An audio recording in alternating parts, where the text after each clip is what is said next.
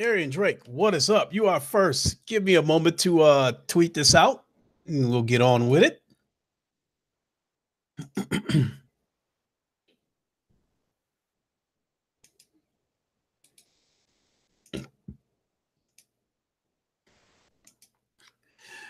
God of Games, what's up? Ice Queen Gaming, how you doing? Stardust, Spartan God, what is up, everybody? What's good, everybody? It's your boy Lincoln Clay. You know what to do. Hit the like button, hit the bell icon. The rest will take care of itself. J Dog, what's up? Vidiot, what's up? I see you, Vidiot, talking about I can't get into Red Dead because there ain't no asses to beat on. All right. Oh, so Spartan God, I'm so glad the dislike for the game is rolling out. Okay. I ain't gonna say that I dislike the game. Let me finish with my introductions. If you're a new subscriber, welcome to the channel. I hope you're enjoying the content. And everybody, welcome to Wakanda. So, first of all, let me start by apologizing to Mack. Yesterday during a roundtable, things got pretty heated. Which that is no excuse, but in the midst of all that chaos, Mack, made a comment. And he said, Lincoln don't say anything unless it's VR. So I misunderstood that, and I thought what he was trying to say was like, keep your trap shut unless you're talking about, VR. And I responded, rather rudely. And then when I went back and reread that comment and see what he actually meant, that like, unless they're talking about VR, I don't really say much. And, and for that, I apologize. I'm really sorry that I read that comment wrong and reacted the way I did. I'm really sorry about that. As far as me, sitting on the sideline and not talking about anything when the podcast first started, Thrash and I was, giving our thoughts on Red Dead Redemption and a few other things that's going on, the shit that's surrounding the game, people's reactions and that kind of stuff. So we were talking about that. And then when other people started to fill into the podcast and things got heated, I was on the sideline. There was nothing I could do. So, and as far as Red Dead Redemption 2, I'm not gonna take back what I was saying.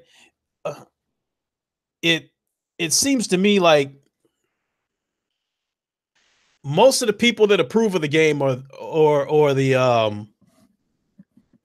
the people that kind of favor the Xbox, and everybody else seems to be mixed on it, but the Xbox side, the opinions of the game seem to be mostly positive, and on the other side, it seems to be mixed.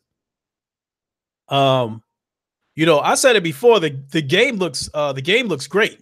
Mr. Pyro, I beat it around 100 hours, one of the best games I ever played. I played it on the Pro, and now you're going to play it on the X. I don't think it's a bad game. It's a great looking game, and even with all this fake HDR stuff that's going on. Now my TV is HDR compatible. I have a budget 4K. It is a Hisense H6 series.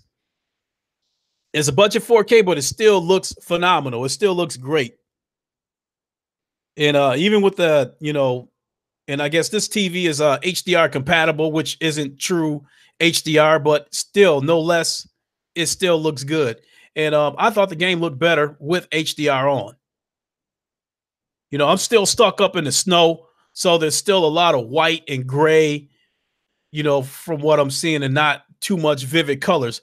But you can't expect that, when it's snow everywhere, the wind's blowing and shit like that. But the game looks great. I think the snow in that game is some of the realest looking snow I've ever seen. The detail in the mountains, the rocks and shit like that. It's pretty good. Now look, Mr. Pyle, what I'm going to say about the game is like, right, I didn't buy the game. I rented it. I rented the game for 5 nights. Um, and then because of because of my own podcast, doing VR streams and other things, I haven't really got a chance to put in some time in the game. So after I left the Roundtable podcast yesterday, I tried to put some serious time into the game. And I was just having a hard time getting into it. You know, I'm at that point, a lot of people are way further than me. So I can go ahead and talk about where I'm at in the game. It's the beginning of the game where they're still up in the mountains, they're on the run. Arthur went out and they got some food, they brought back a couple of deer. You said Red Dead Redemption is one of the best games ever, but God of War is still number one to me. Hey, and that's going to take me into how I feel. You know what I mean? So we're still stuck up in the mountains, and so Dutch wants to go after this Combe O'Briscoe, whatever his name is. So he rounded up the boys, and they went to go after this Combe guy. And the gunfight with his crew was Halo Storm. RDR2, I think, was made with the X and the Pro as the leading platforms. I don't doubt that for 1 minute. I don't have a problem with the way the game looks. The game looks phenomenal. Mack, what is up? How you doing, brother? Again, you in here. Apologies to you, man. I apologize for the way I reacted yesterday. I misread that comment that you typed into the Roundtable podcast. I thought you were saying, unless I'm talking about VR, shut up, but it was the fact of the matter was, Mac, that when things got heated between a couple of people in a round table, I was sitting on the sidelines. All I could do was just sit there and watch, because when two people are fighting and shit like that, and it's the heat of the moment, sometimes when you jump in the middle of it to try to break it up and settle them down, sometimes it only makes it worse and elevates it. So that was probably a tough decision, for Thrash not to get in the way of that shit. But I think he did the right thing by staying out of the way and let both of them get that shit out their system. So that's all I could do. I was just sitting on the sidelines. So because of that, I hadn't said anything in quite a while. I was just sitting there watching everybody just say all kinds of crazy shit. El Matador, what's up? Hold on, let me have a drink here of Rockstar Energy drink. That what you got? Yes. A Black Steel Lambert? Lambert? Yes. Oh, okay. I'm sorry. My son's telling me about the Black Steel Lambert that he got on Gears of War 4 from an elite pack, loot crate style elite pack. Mr. Pyle, how's the gym going? Actually, the gym is going great. The crazy part about it, Mr. Pyle, is playing Creed has been such a big help in the gym. It's crazy. I'm actually getting a little bit slimmer, but I'm not really losing much size. This picture of me that you're looking at right now, my arms are a little bit smaller than what you're seeing right there because I'm slimming down. I'm down to about I'm fluctuating between 205 and 208. When I'm normally walking around at between 210 and 215. So I'm slimming down a little bit, lost a little bit of size, but the waist is getting a little bit smaller. But for the most part, I think I'm looking pretty good. Thanks for asking, Mr. Pyle. But the gym is going great. Saris is great. What is going on? How you doing, my brother? So, back to the Red Dead thing. So we go after Combe Briscoe. We get into a gunfight with some of his boys, and there was nothing exciting about it. Sick Humor, what is up? You want to join me, Sick?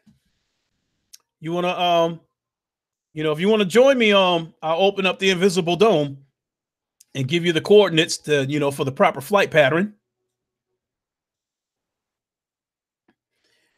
So I don't plan on being on like, more than an hour, to tell you the truth. It might even be less than that. But if you want to come in, be my guest. Is there still some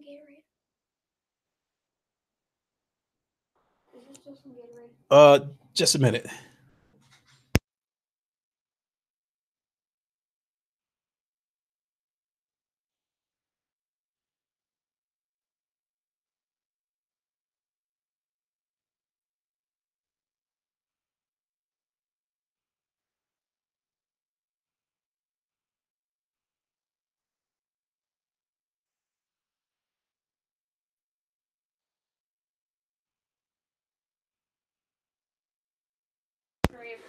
Okay, okay.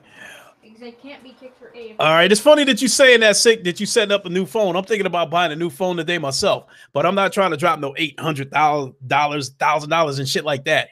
But just a minute here, I'll send you the link, sick.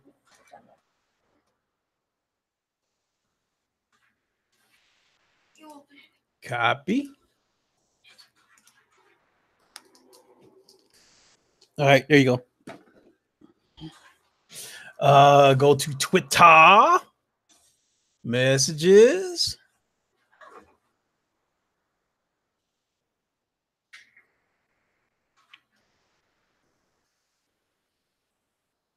Paste.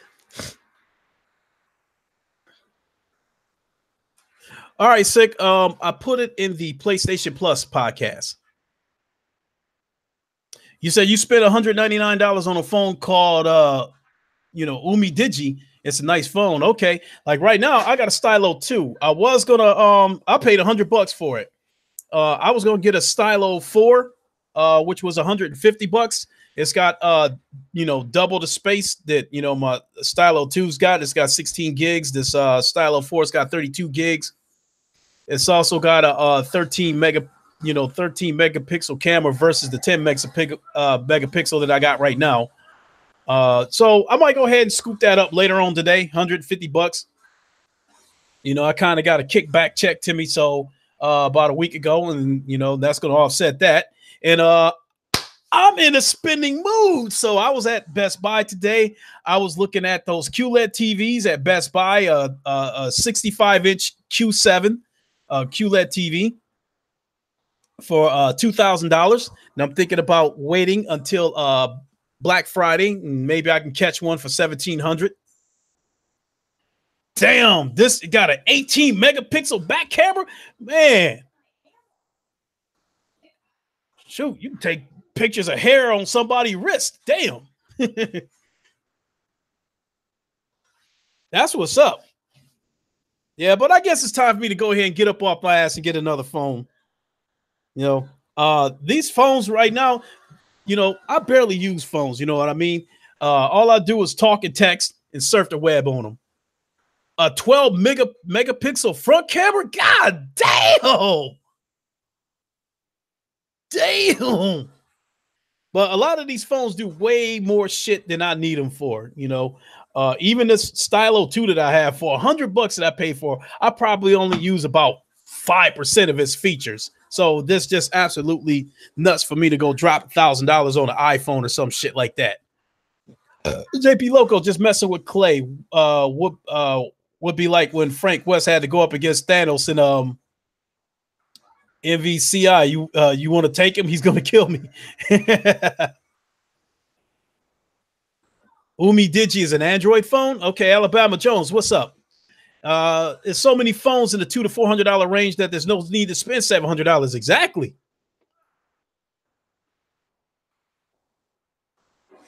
So the Stylo 4 that I seen was at the mall for $150, and they'll waive the activation fee. So when I get done with this podcast, I might head back out there and get it. So, but Spartan God, all I really do is talk, text, surf the web. And maybe crop pictures, that's it.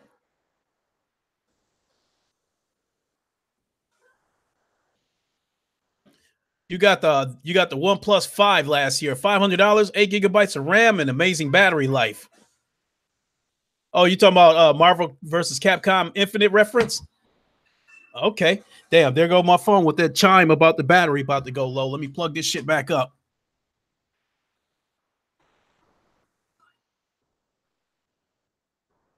Yeah, same thing, Alabama Jones. I never had an issue with Android either. I'm not saying it is better than the iPhone shit. I'm just saying I never had a problem with it.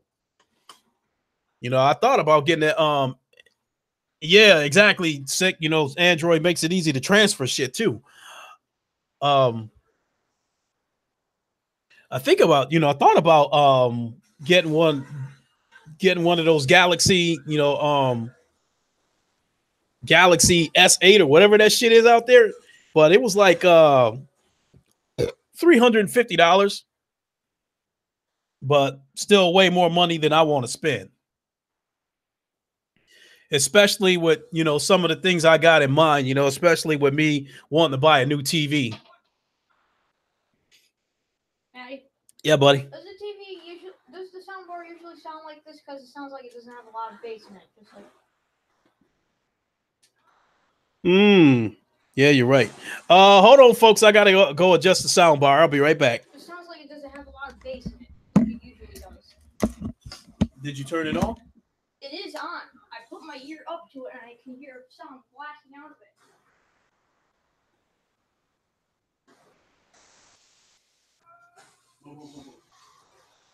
What? That better? Yeah, it's better. Thank you. Now it sounds better.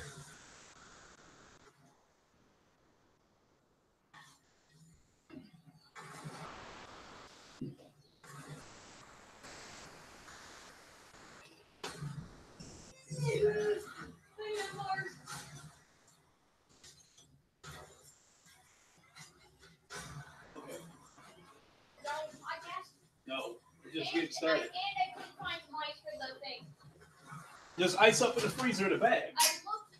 Oh, I thought it was in those like carton things right here.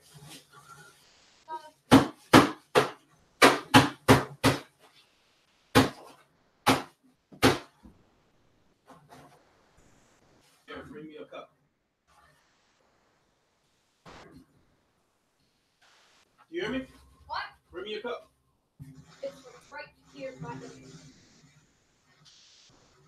Let me mute this guy's mic. Okay. I need to shut off the mic. All right. Okay, folks, my apologies. Had to adjust the sound bar. There was a lack of bass. So Death on Gears of War 4 just didn't have that oomph to it. Cyber Dragon, what's going on? How you doing? Guy Cole, what is up? What is up? So let me get back to this Red Dead thing. We get into the shootout with O'Briscoe's gang, and it felt like a Western version of Grand Theft Auto. You go to aim, it locks on to someone, and you shoot, and it was that simple. And not only that, there was a couple of times where the auto lock locked onto the wrong person, and I was shooting at somebody who was not shooting at me, whereas the person who was shooting at me was hitting me. So I had to like pull out of it, readjust, and try to. Hey, Jemiah Dixon, what's up? And I had to aim at the person that was aiming at me. Also, another thing that made it hard for me to get into Red Dead was the acting is a little bit cheap in that game.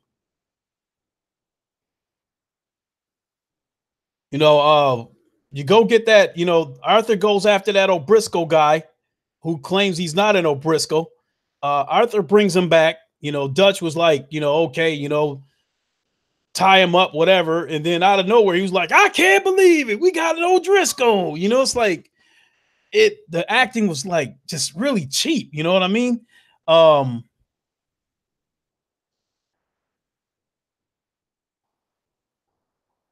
Jemiah Dixon, you thought you were the only one who didn't like the voice acting. I mean, that seemed like, and this is not a PlayStation Xbox thing. This isn't, whatever, I thought the acting was just not authentic in there. It seemed to me like there was a bunch of snippets that was just all put together, and it did not seem fluid. The acting just did not seem fluid. It just seemed like it was a bunch of pieces that was just stitched together.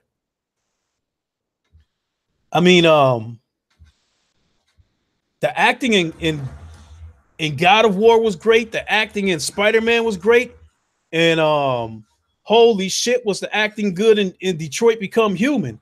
The acting is part of what sucks you into the story if the acting is authentic. And just, I don't know, between the boring ass gunplay, in the kind of average, mechanics, and the cheap acting, it was hard for me to get into it.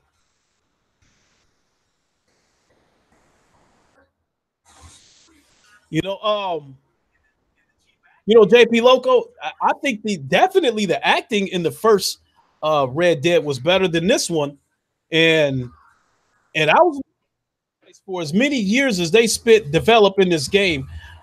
I thought it was going to be a given that the acting in it was going to be good. Hold on a second, people.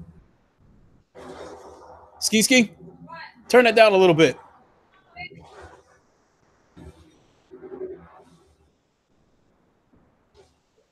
Okay. Yo, Lincoln. Welcome to Wakanda. My guards have alerted me that we have a visitor. What's good? What's good? What's going on, man? How you doing? I'm doing good, man. Can you hear me okay? Am I loud enough? Yeah. I mean, I can hear you loud and clear, but if anyone thinks I need to turn it up, let me know. Oh, okay. But What's up, Pierre? you coming through loud and clear. Tron, how you doing? Hey. Hey, welcome to Wakanda. Yeah, what's up? What's going on? Good.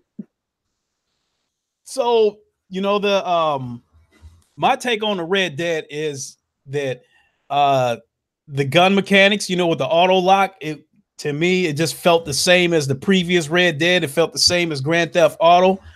I thought the acting in the game was kind of cheap. To me, it seemed like there was a bunch of. To me, I got the impression like they just recorded a bunch of snippets for the game and then just tried to stitch them all together. The acting just didn't feel fluid to me, and it didn't feel authentic to me.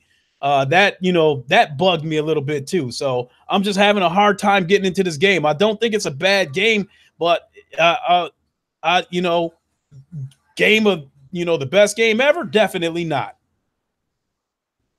So I'd like to get both you and Six take on that. Okay. You want to go first, VR?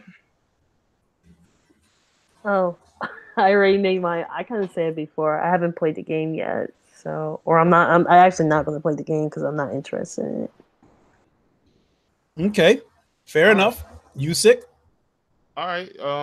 Okay, so I have to say that I agree with you, right? And again, I listened to the Roundtable podcast last night. That shit was hilarious. That shit was wild. I mean, I don't think we had a chaotic podcast like that in months. Nah, this shit was funny, but here's my take on it, right? And again, I really don't want to sound like like a radio on repeat or something like that, but the voice acting I feel isn't terrible, but I just feel like no effort was put into it. Most of the characters sound exactly the same, dog. Like they have the same inflection in their voice, and you don't even know who's talking at certain points because they all sound the same. And again, I know the Rockstar apologists that love Rockstar and the Xbox fans who feel like this is the best thing that they have. You know what I'm saying? You guys are not going to agree because you don't want to call out anything negative on this game. A lot of effort was put into this game. Let's be clear, right? And I said this before. The intricacies of it, I feel like the dogs in the world are they act just like real dogs in real life. No bullshit. I had a dog in freaking Red Dead Redemption 2 that literally acts like the dog that's in my house. Down to a T. Completely fucking realistic. I've seen a lot of encounters with freaking buffaloes and different animals fighting in the world. Like it's crazy. It's crazy. It's not a specifically fun game. It just isn't. I mean, I guess you know what? I'm a little biased, right? I'm a little biased because I don't really like westerns like that. So I guess I can't really get immersed in it because I think it's foolishness. For one. Um and I'm filthy rich in that game, by the way. Oh yeah? Oh yeah. Oh yeah. Oh yeah. Oh yeah. I found out how to do that duplicate gold shit. Just like on Grand Theft Auto when people was using that glitch. dude, I got like fucking $700,000. Like, I don't even think I ever need money in this game ever again. I don't think I will. But I bought like whatever weapons were available at the time because it's still a lot of weapons that's locked and shit like that. But I bought a lot of the weapons, you know, tested out the weapons, and I don't know. I don't particularly like the shooting in this game. I really don't. I think the dead eye feature makes it tolerable. Mm-hmm. But if it wasn't for that, like the hit markers on the fucking game on this game is completely off. If I shoot you with a rifle, I don't give a damn if I shoot you in your shoulder. You ain't gonna just keep running after me, dog. Like that ain't gonna happen, bro. But in this game, it does. It definitely does happen that way. Um, I do like the day and night cycle. And I like that you could just be sitting there and it'll like randomly just start raining. I like the mud effects. You know what I'm saying? Like the mud effects is crazy. Like I really like the particular detail with the mud. Um, the horses aren't particularly interesting. I mean, if you've seen one horse, you've seen them all. Mm-hmm. The what you can do to the horses, I think, is like really weird, and I'm not sure who's going to like braid their their horse's tail and shit like that. I don't know. I mean, I don't know, man. A lot of people telling me that this game is super fun, dog, and I'm just waiting to get there. I'm just waiting to get there. I'm doing all these missions. Like I'm still in freaking oil carts and shit. You know, I'm helping this chick who cheated on me with this other dude, and the other dude is dead What? now. You know what I'm saying? Like I'm trying to immerse myself in the game, but it's just not working. It's just not working out that way, man. And again, I don't want to sound like a complainer, just complaining to complain, but I don't feel like this game is a 9. I don't even feel like this game is even an 8 anymore. I feel like this game is a solid maybe 7, 7.5, like for sure. Because I can't score it any lower than that because the things that it does well, it does well. You know, the game looks great. It Mm-hmm. looks great. Like I don't see anybody really saying that it doesn't look great or they shouldn't be saying that it doesn't look great. It does look great. I don't like the color palette per se. I feel like the color palette is really washed out and just kind of boring and it's a little realistic to a certain degree. You know what I'm saying? But I don't know. It just looks bland. It's like chicken with no seasoning, my nigga. That's I know what you mean because especially up there at the beginning of the game, it's just like the scenery just looks gray and white. You know what I mean? There's no vibrant colors. But I get that because you're up in the mountains and snow and shit like that. But it just I don't know. And again, like I said, anybody who is just hating to hit on this game, dog, go suck a dick, bro. Because I mean, I don't really think you can truly fucking hate on this game, dog. Because like I said, what Rockstar does well, they do well. And anybody who's saying otherwise is just lying, dog. Um, Let me see what else. What else did I do? Again, I'm not particularly interested in the story right now. Like I just feel like I'm just doing a whole bunch of random shit at the moment. You know what I'm saying? The game isn't great in a sense of I will remember this game down the line, but I don't think that this game is for me either, though. Right? I can admit that. I can admit that because Red Dead 1 wasn't particularly for me. I don't really like the time period. And I think I made that very clear even before. That's why I said I guess my opinion might just be a little biased because I don't particularly like the time period. And I can admit that I don't like the time period. And I can also admit that maybe my thoughts are a little biased based on that.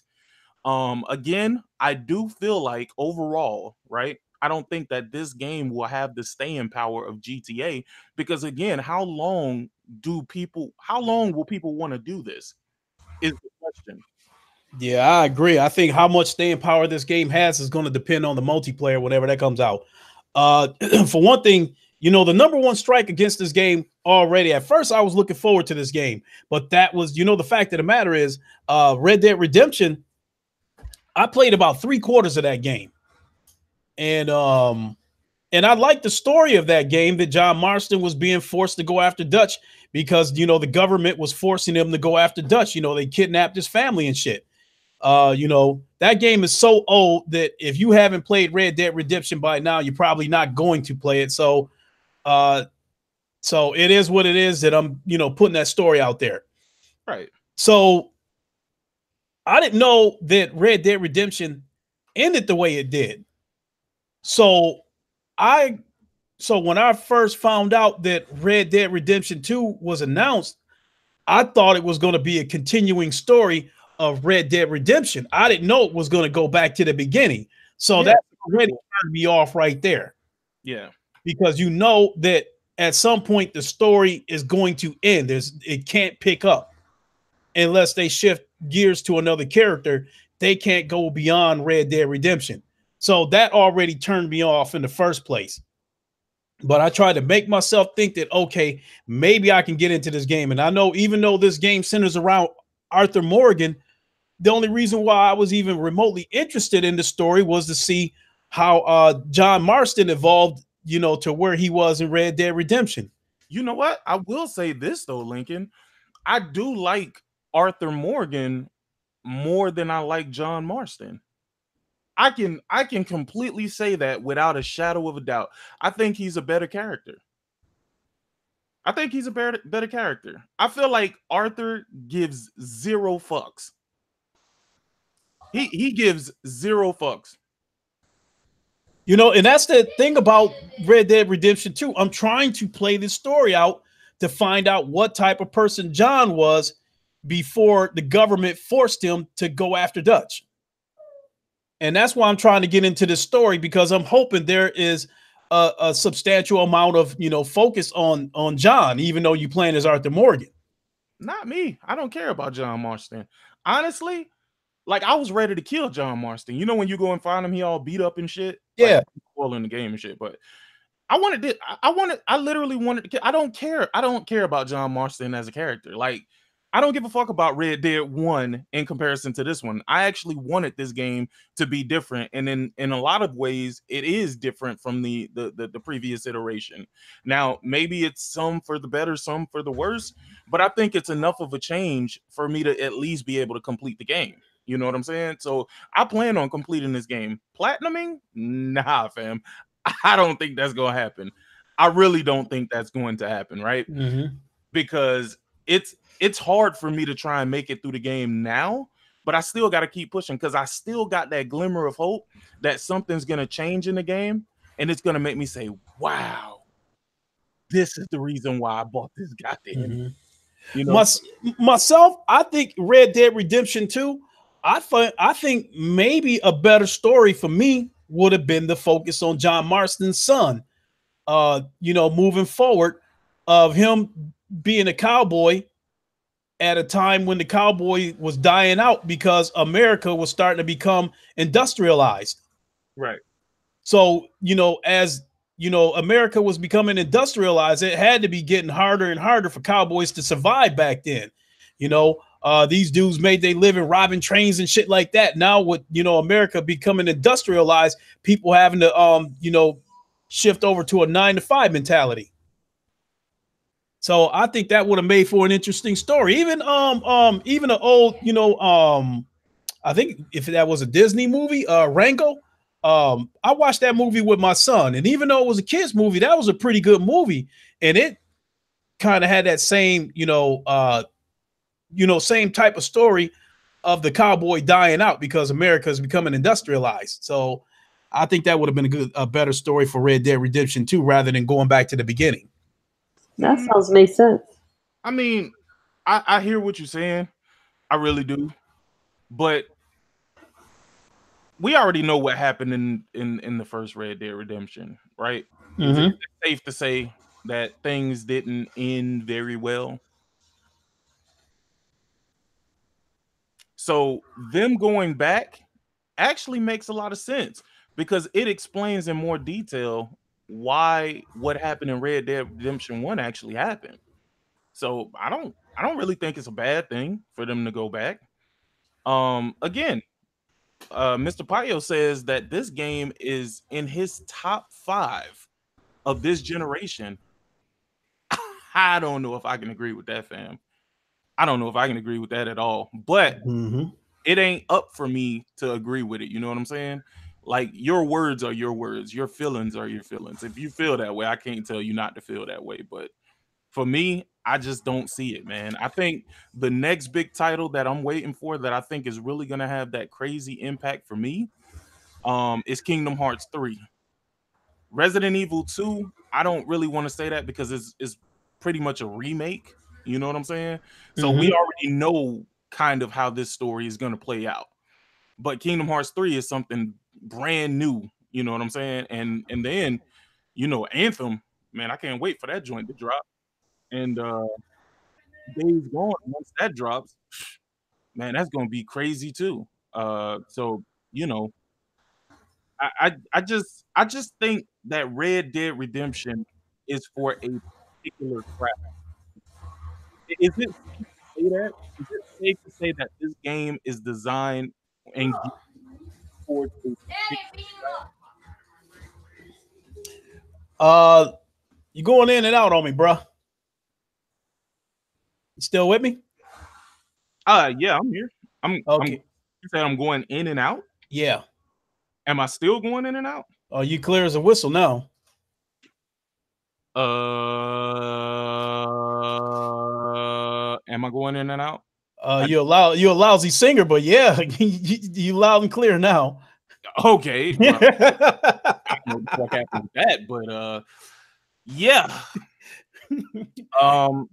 No, what I was saying though is that I think that Red Dead Redemption 2, or just Red Dead Redemption in general, is geared towards a particular crowd. I don't think that I don't even I have to say niche to a certain level, right? Because you got to be into westerns in order to like this game, sort of, kind of. I guess if you can't get immersed in the world, like, I mean, is it really worth it? Yeah, I mean, I grew up, like my father grew up during that time when, westerns, those old black and white westerns dominated TV. And Right. so every Saturday morning when I wanted to watch cartoons, my father would take over the TV and watch westerns. So because of that, I disliked westerns for a lot of years and just did not have an appreciation for westerns until I got older, and he watched all them, Gunsmoke and Bonanza and those kind of shows. And I think the only western that that it took me a while to get into it was The Rifleman. And you talking about a dude that's faster with a rifle than most people are with a handgun. So and he's firing from the hip too. So I ended up really liking that show. So that's the show that kind of like got me back into westerns as a grown man. So with that being said, yeah, you're right. Westerns, you got to be into westerns to like this game. If you don't like westerns, you're probably not going to like this game. But this game, it's like I said, the dialogue, I just felt like it was just stitched together. I don't want to use the word cheap, but I want to say it felt like it was stitched together. I do want to say this though. Do you feel like a lot of the characters sound the same? Yeah, they do. I mean, Dutch, you can definitely tell the difference between Dutch. You can definitely tell the difference between Dutch and Arthur. But other than that, a lot of them sound the same. So I wouldn't be surprised as far as the voice acting goes if one person played, the voices of 4 or 5 different characters. Dog, the sheriff sounds just like Arthur, my guy. And that's confusing too, because if they sound the same and you close your eyes, you don't know who's talking. You don't know who's talking. I was looking at the game and only realized that it wasn't Arthur talking because his mouth wasn't moving. So that's going to be a little bit of a turn off to me as well. When you trying to tell a gripping story, I think the voices have to be distinctive. You have to know who is who, even if you close your eyes. Yeah, but I mean, again, that's all about investment into the characters, right? Like, I'm gonna tell you one of the aspects and let me know if I'm breaking up and shit. But one of the aspects of the game that I really like is the hunting. You know what? And I need somebody to explain this to me, right? Because I feel like I'm doing something wrong. How do you get a perfect pelt? I'm trying not to look it up, but how do you get a perfect pelt? Anybody? You Mr. mean on this game? You mean if you have to have a skill level of skinning an animal in this game? Well, no. I guess it depends on how you kill the animal. The cleaner you kill the animal, the better the pelt, the better condition the pelt, will be in or whatever. Because every animal I've killed, they've said poor pelt. You know what I'm saying? So I'm figuring maybe I'm putting too many arrows into the animals or too many bullets into the animals because I can't get a perfect pelt to save my life. And in order for me to upgrade like my satchel and shit like that, I need perfect pelts. You got me on that one because I mean, so far the only animal that I skinned was the deer from when they had to go out and find food. So like remember, I'm still at the beginning of the game, so I'm still in the mountains and stuff. So now I'm at that point where Dutch is were they ready to go rob a train that the O'Briscoes was planning on robbing. Damn, you didn't make it far at all in that game, huh? No, not at all. So Ian Robinson, what is up? If you want to join us, the link is in the PlayStation Plus podcast. So you've been relatively quiet, Vera. So you're not into westerns. I'm a little bit different. I love Western movies and some of the TV shows I used to watch. But for some reason, I thought I might get into this game on the first one, but I couldn't get really into it. I don't know, maybe because it was a very, very slow pace. So I couldn't get into the first one either, but what I will say is that the first one isn't generally like the second one. Like, yes, the second one starts off a little bit slow, but not nearly as slow as the first one. You ain't riding this bitch choking cows and shit like that, dog. Like, you're just not doing that in Red Dead Redemption 2. So I can at least give them that because it gets you into the game fairly quickly. I think the poker is trash though, but that's just me. The first one, poker's fun. I thought the first one had a good story, and I absolutely love the online part of Red Dead Redemption. I love how you could posse up, and in the first Red Dead, me and a few of my friends, we possed up and went to go try to take over this fort. The fort was heavily fortified, and they had a cannon at the top of that fort. Right. And that cannon was hitting our horses, and the horses was flying up in the air with smoke coming off of them. And I was like, we was getting fucked up so bad trying to hit that fort. I was like, either we got to hit them head on, we got to hit them with everything we got, or just not even try to take over this fort. Right. So we ended up taking over the fort, and no sooner we took over a fort, another posse rode in and tried to take it from us. So I absolutely love the online aspect of the game. And so right now, the way I'm feeling right now is I don't feel like I'm going to buy the game, but I know that I will get it once the online part of it is up and running, because if the online, I do think the online part of this game is probably going to be fun, even with the wonky ass, controls and shooting mechanics and shit like that. I do think the online part of this game is going to be fun. So the way things are sitting right now, I'm probably going to return this game tonight because I'm already 3 days overdue. I think I'm going to return it tonight, and I'll probably just pick it up on Black Friday. So I'm definitely going to pick the game up. I just don't want to drop $60 for it. Oh, this game ain't going on sale on Black Friday, bro. That ain't happening. Craigslist is another possibility. I mean, I've already seen a couple of people on Craigslist selling it for $50. Oh, word? Yep.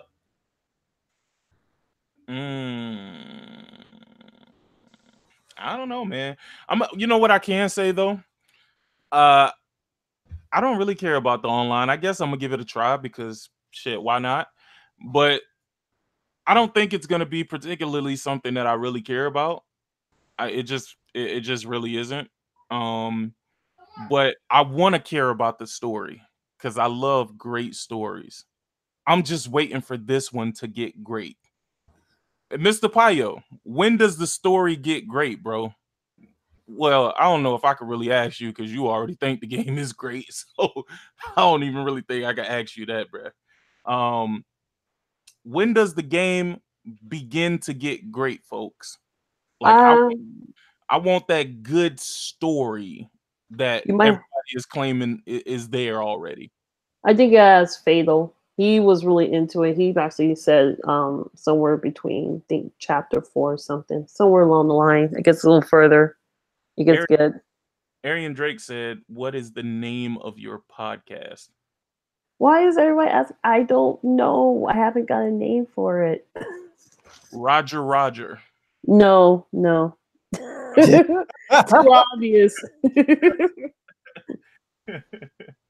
No, but I'll, I'm just waiting for it to get great, man. Once it get great, man, listen, I'm gonna do a follow-up impressions because I think I just didn't get far enough to really give, a good opinion because I think I'm on like chapter 2 or 3 or something like that. Hey, I found it here for $45 on Craigslist. You found what for $45? Red Dead Redemption 2. Oh, word. It's for the Xbox One. The guy that selling it said he got it as part of a bundle and he doesn't want the game. It's brand new, still in the wrapper. That's crazy. So if he had it for the PlayStation, it'd be a slam dunk. I would have my son take over this podcast while I go pick it up. But it's for the Xbox. I have the standard Xbox One, whereas my son has the Xbox One X, and I'm just not going to buy this game to play it on the vanilla Xbox One when I have a PlayStation Pro. This doesn't make sense. All right. So Red Dead, baby. At this particular time, though, Red Dead is definitely a solid 7 for me. It's a solid 7, and I'll just leave it at that. Yeah, I can agree with that, but I'm not far enough in the game, to make my decision a concrete one. All I can say is I'm just having a hard time getting into it. Yeah, I mean, and I think that's gonna be that way. But I'm sticking it out because, like I said, I want to like the game. That's why I bought the $99 edition. I want to like the game, but then again, I guess we just gonna have to see what happens. We just gonna have to see what happens because it's just I don't know, man. It's like flavorless chicken for me right now, dog. I mean, the chicken is good, but damn, would it be great with some extra flavors, man? Did this game make it in time to be nominated for Game of the Year? Because I don't know what the cutoff date is for nominations. I'm sure it did, man. Like I figured in my mind, I think that's the reason why Tomb Raider jumped out there too, because I think they really thought they had a winner with that one. You know what I'm saying? Like they was like, shit, let's do it. But I feel like that's what most of these companies are doing, man. They're racing, to get to these gaming awards and shit, if that even makes sense. I know it sounds ridiculous. Could there possibly be some truth to that? I can see that, but I mean, from a business standpoint, it seems like releasing the game during a time period when traffic is high and you'll have less competition from other games coming out. Seems like that would be a smarter move. I think they just don't care about all of that. I think it's just wanting to be in the running and at least get a nomination, if anything.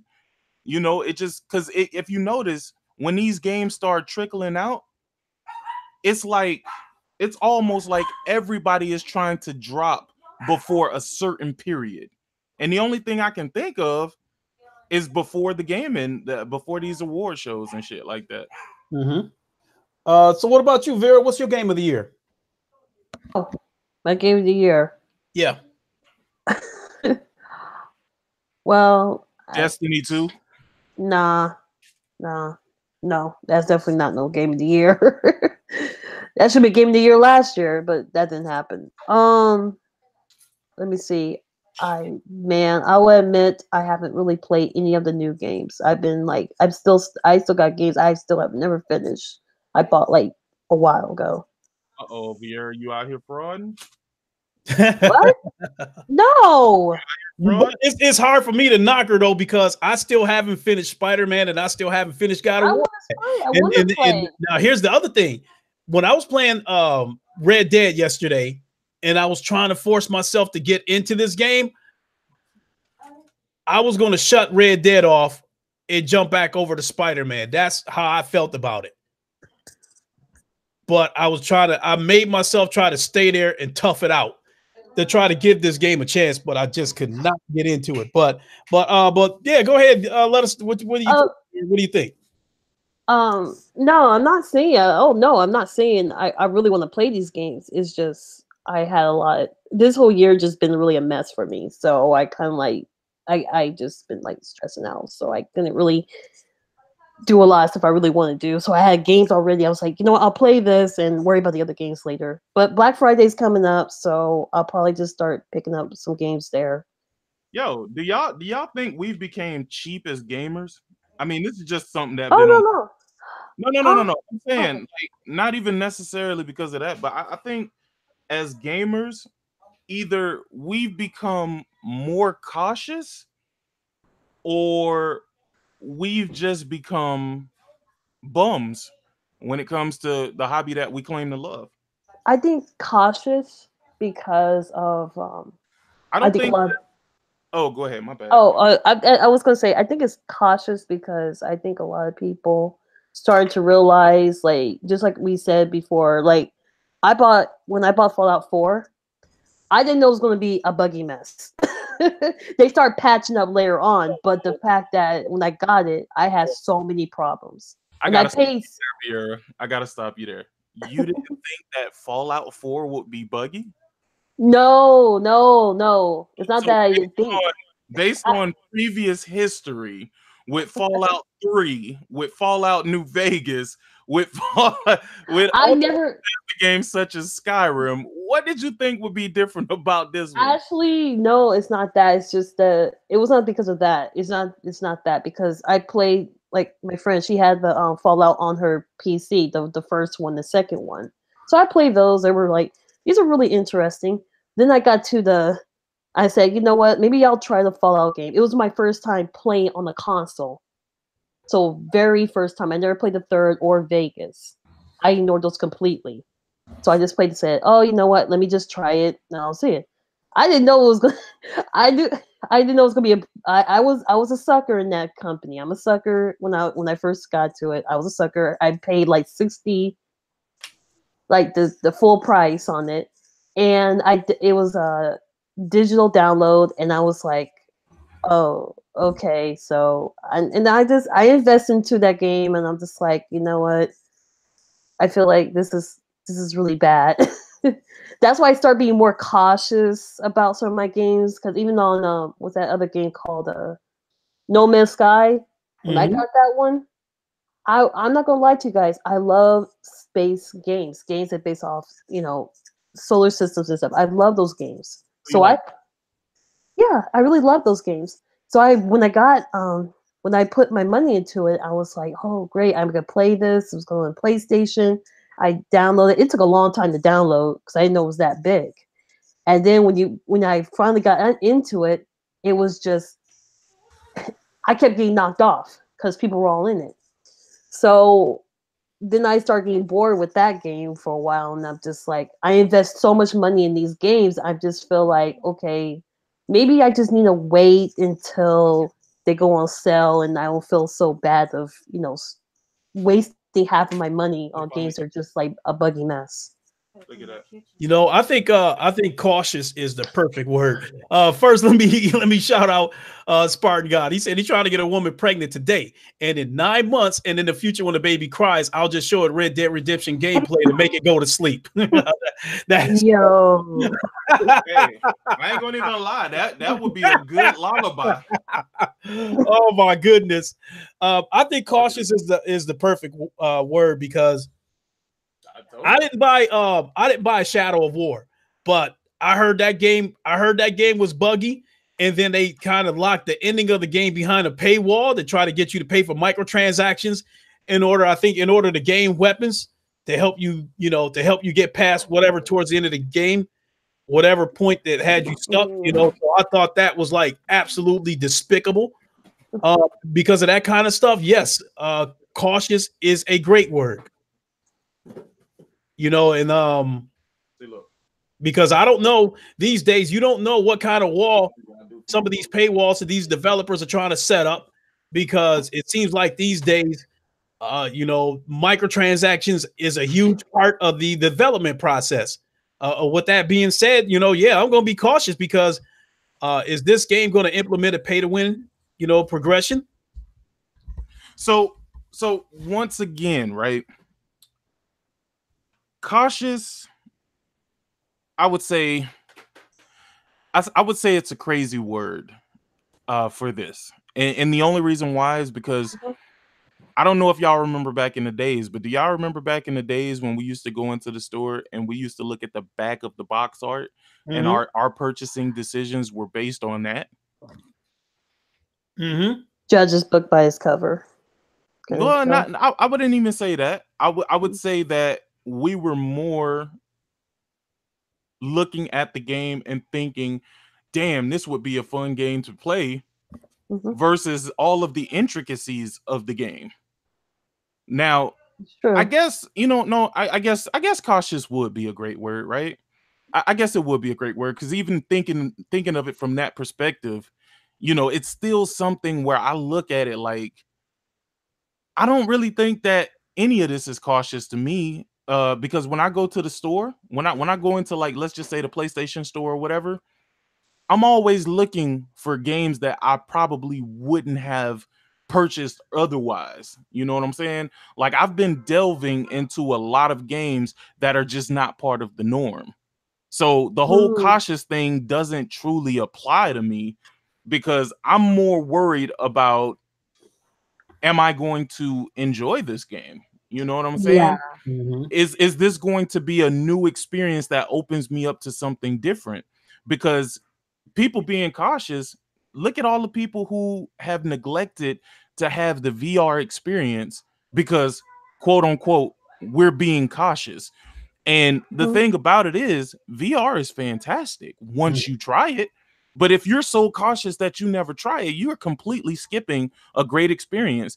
And the funny thing about it is, most of the people who are skipping the VR, whether it's on the PC with the Oculus or the Vive, or on the PlayStation with the PlayStation VR, these same people are worried about whether or not Microsoft is going to be doing VR. So is it really that you're cautious, or you would much rather just buy it on the Microsoft machine? Damn, good point. Because now, especially with all these sales that come up when they have these bundles for $200 to $250, that's cheap enough that I feel like, at $200, $250 for a VR bundle, I feel like 1/3 of PlayStation owners should have a VR because it's affordable now. But yeah, you're right. Cautious is a good word, but over on the VR side, microtransactions isn't prevalent, like it is over on flat screen games. And then as far as microtransaction goes, tell you the truth, the majority of the microtransactions that I speak of are on third-party games and on Microsoft games. What PlayStation games, first-party game do you know of that is just like riddled with microtransactions? This like it's egregious. What games do you know? I've been saying that for a while. The PlayStation first party games. Well, I think was it Gran Turismo? Yeah, but you still have a choice to buy those cars in game. So, and then the thing about it is the microtransactions, those cars go anywhere from 99 cents to $3. So they, this isn't a situation where it's not a pay to win progression. You know, something like that, I don't think that is intrusive, because you still have a choice to buy the car with in-game money, and the game still pays you well. So the game still pays you well for completing daily tasks, for winning races and stuff. So, you don't have to drop the 99 cents if you're willing to win a few races and stuff like that. You can buy the car with in-game currency, versus something like, Grand Theft Auto, where there's a particular car that you want and it costs $2 million, but you only getting $35 for robbing people on the street, and then when the cops come after you, kill you, and you respawn, they take it $200 as a hospital bill. What? Wow. Yeah, so that's crazy. You going one step forward and two step backwards on Grand Theft Auto trying to get to that $2 million. The only way you can get it is to get to those shark cards. That's intrusive. That's like the most. Is that one of the most expensive game to actually have that microtransactions? Here's the question that I had for you. Oh, your body. Yeah, you're chopping up on us, sick. Give me a second. What the fuck is going on? See, Comcast to have a talk about this shit. Like, really, I came last night. My TV for some reason was saying it's offline, but I'm looking at everything else. Oh, yeah. We had that same issue. Just full of shit right now, dog. Ooh. They really are right now with the whole net neutrality. They're taking advantage of that. We got a problem. We definitely got a problem. I'm only getting like 90.7 megabytes, but I'm tiered 1 gig at the gigabyte level. So yeah, we got a problem, Houston. Houston, we got a fucking problem. You're back on. I'm back on? Yeah. Back on what? I mean, like your voice is back. Wait, did my voice disappear? Like, what? Yeah, you was chopping up. You was chopping up on us. Terrible. Oh man, that is crazy, dog. Yeah, me and Comcast gonna have a talk, man. We gonna have a long goddamn talk, because I'm getting tired of this shit, dog. We had the same issue yesterday. Everything, like the whole internet was down, but for some reason it said that the bars were still up. Mm-hmm. No, I've been fucking up since like yesterday though. Like even like with the PlayStation Plus podcast, everybody was like, "Yo, you cutting in and out." I'm like, "What the fuck?" Like I don't know what's happening. But yeah, no. I'm gonna definitely have to speak with them in regards to that, because my bill is like $267 a month, bro, and I'm not getting the services that I'm paying for. So yeah, they gonna have to fix this shit, or I'm gonna just tell them, you know what, since y'all can only deliver me like 100 megs or something like that, just drop me down to the 100 meg package, bro, because this shit don't make no sense for me to have to continuously check to see if I'm getting what I'm paying for. Mm-hmm. Let me respond to a question from Spartan Guy. He said, if y'all had to pick one shooter from PlayStation's last to highlight or be the showcase for PSVR, which one would it be? A shooter?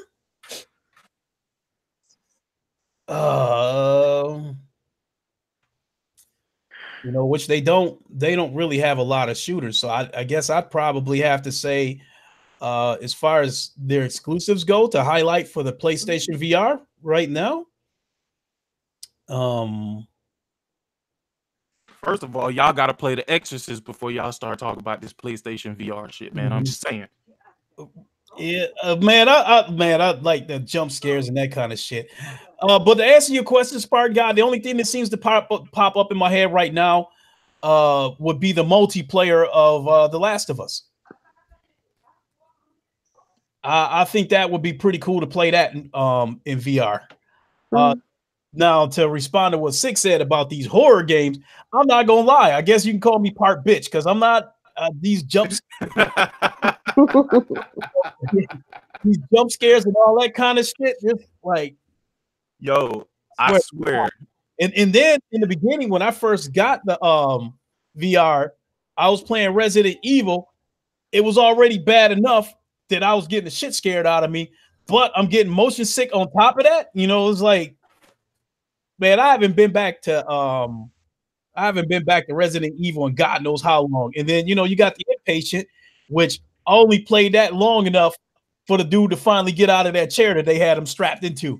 Once he got out of that chair, that's when I stopped playing. Because also tried Weeping Down for a minute, and that game was fucking with me because I'm walking around this house.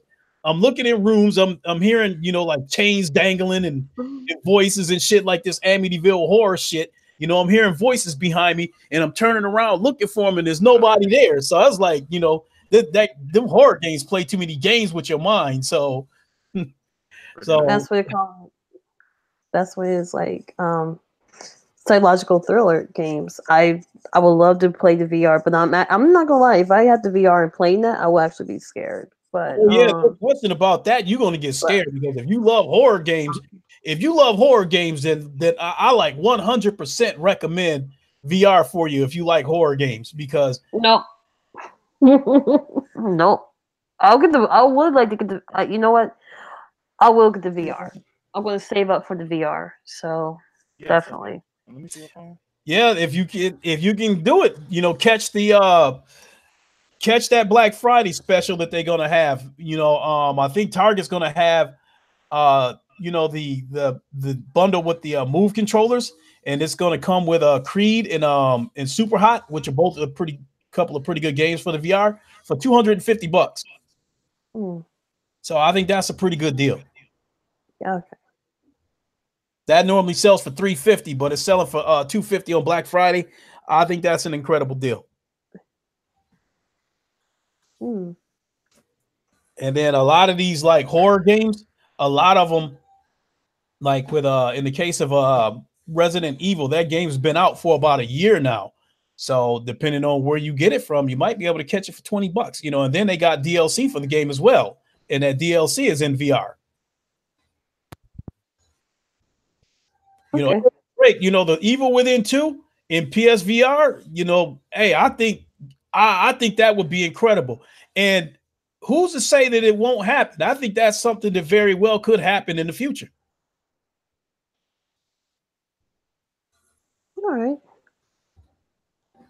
So yeah, I'm not into horror games like that because I ain't trying to have no damn heart attack in the middle of my damn living room. I think I get scared easily. I'm not gonna lie, I really do. So, like something coming at me that I can see, like if a big monster comes at me in VR and I can see it coming, no, I'm not scared of it. But if I'm going into a room and I think everything is all cool and then the shit jumps out of nowhere, then yeah, it's a jump scare. That's gonna fuck with me. Okay.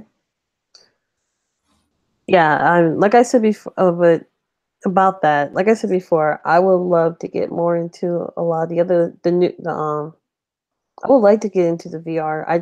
I know both of you guys talked about it, like so much good stuff. You're like the only two people that talk about it, and I hear more positive things. I don't hear people talk about they get motion sickness because that's the first thing people were talking about when that first came out was the motion sickness. I've said that a trillion times. You know, that was in the beginning. A lot of these games, yeah, they were. A lot of these games now are not. You don't get motion sick like that because for one thing, Sony is like, you know, Sony pretty much has an iron fist about that shit. You know, that a lot of these games to get developed, if it's going to cause motion sick, you know, Sony's going to try to make the developer clean it up before they bring it to VR. And secondly, I think King Thrash, you know, might have described it best. You know, VR is not bad. I think Thrash might have said it best that a lot of people was just lazy and don't want to stand up to have to play the game. They like the immersion, but they too lazy to actually stand up to play the game. There's a lot of games you can play sitting down, but there's also some games that you need to stand up in order to play the game. And I think some people are just too lazy to play it. Not to mention that, you know, the VR was expensive in the beginning when it first came out. You know, $500, you know, So I knew it was going to take a while for the VR to catch on, but but like I said, $250 for that bundle that I'm speaking of on Black Friday. I don't think you can go wrong. So I think that I've said it before. I'm imploring everybody in this chat. If you're thinking about getting VR and you got a couple $100 that you can spend, jump on that Black Friday deal.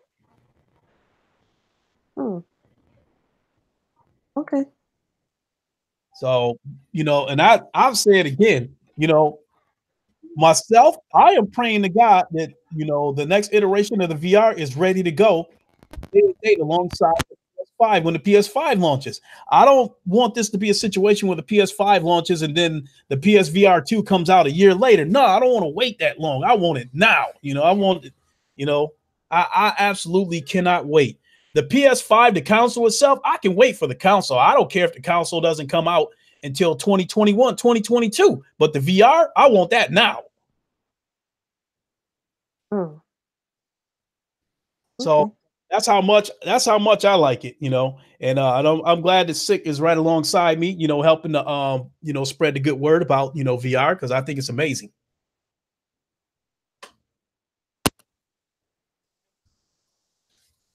So, barely. You're gonna need to turn your volume up or something. Oh, I'm low? There you go. There you go. Oh, okay. All right. My bad, y'all. I'm on a phone trying to get them to switch these lines over. Oh, okay. Yeah, that sounds like the. Oh, that's cool. Yeah, when I get done with this podcast, I think I'm gonna shoot on back out to the mall and go ahead and upgrade from this Stylo to this Stylo 4. It's got a 13 megapixel camera versus the 10 megapixel that I got. Yeah, I know. I got a little bit of a dinosaur, but I'm just not in the phones like that. It's got 62 gigs, whereas the Stylo 4's got 32. So, and this it's $150 out at the mall, and they waived the activation fee. So, I might have to go holler at this once I get done with this podcast. Okay. I do have a question though. About certain things like I have a question. What makes a person a true gamer?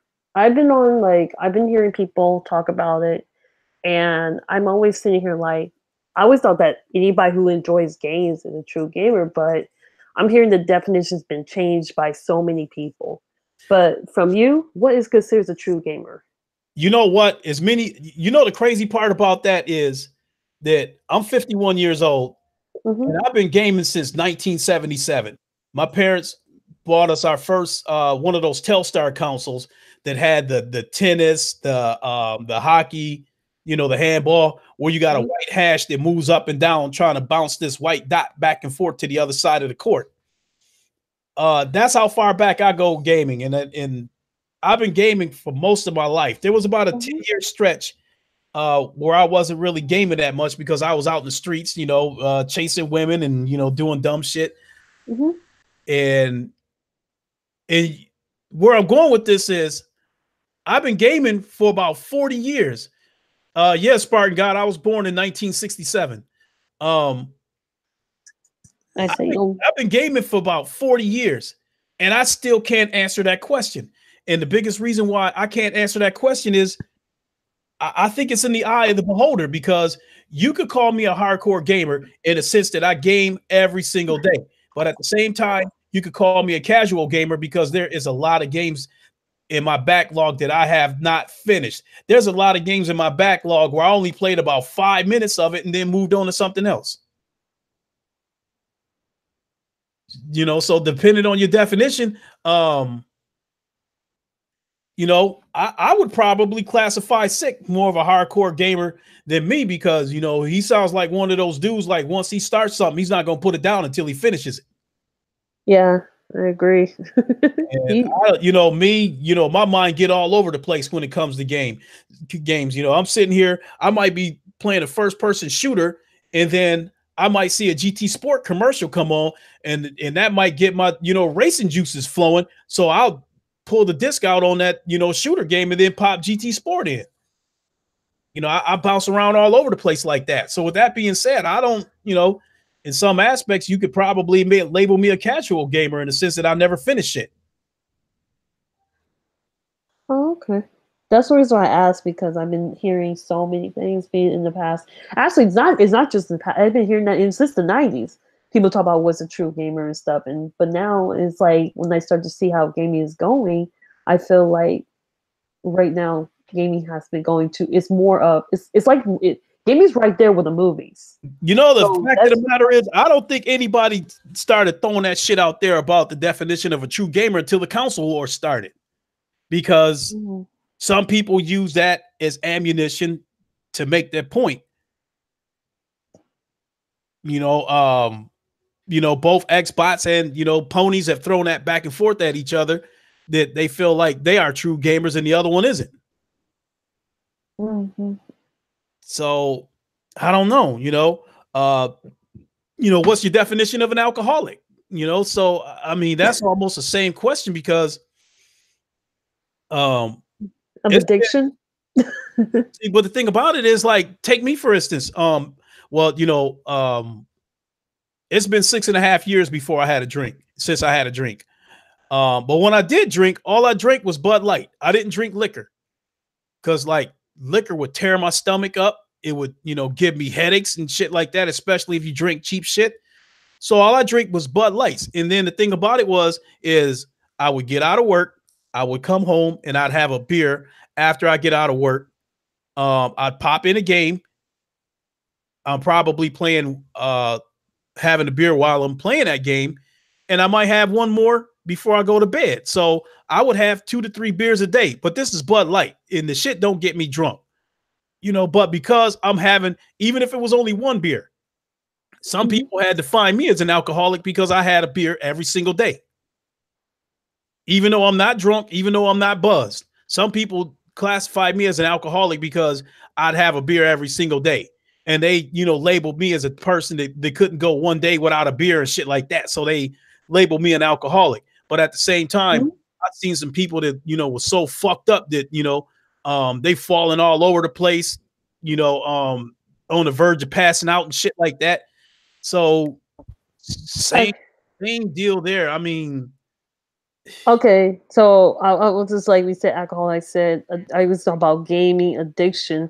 That's why I thought you were talking like gaming addiction, because alcohol is addiction. So gaming can be addiction to some people. There's some people that don't play that much, and there's some people that play, around the clock. There's some people that barely have a drink, or some people that it seemed like they was born with an IV running into their arm that's got vodka running into it.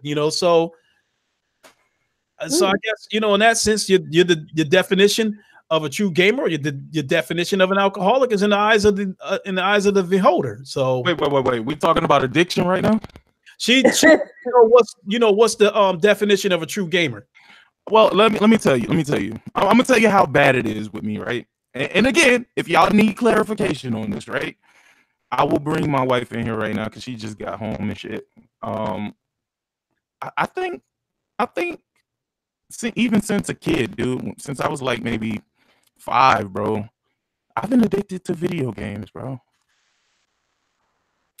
I must say, I think I need to go to like a Gamers Anonymous, like low key. I think I need to go to a Gamers Anonymous. Like way back when I was 5, when my mom died, I was playing Super Mario World, dog, while everybody was at the funeral.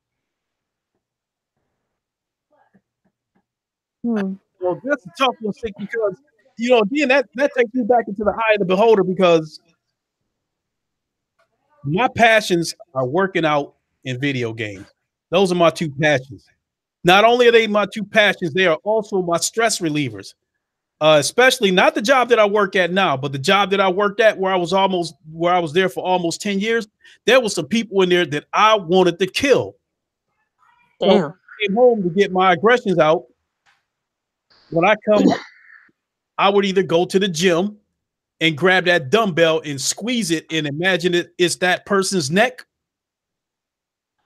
or I would come home and let that frustration and that anger just flow out, through playing video games.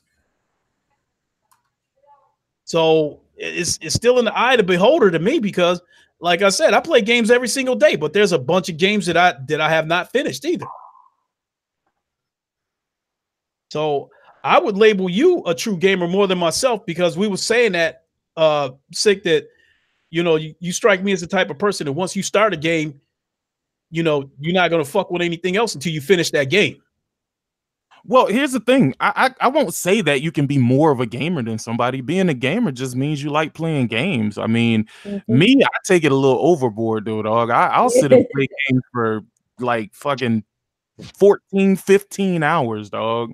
Like it's bad, bro. It's bad. I can't call that bad, but okay. But let's say somebody owns a yacht and they want to go out selling that yacht every single day. Is somebody gonna say that person got an addiction to selling a yacht? I don't know. Maybe you addicted to getting money. I mean, it's possible. You got people addicted to work. Workaholics. If it's not, I don't know. I feel like if it's not fucking up your family life and it's not, fucking up the money within that household, I don't know if I can call it an addiction. So gaming is not, it hasn't taken over you to the point where you calling in sick for work and bills ain't getting paid.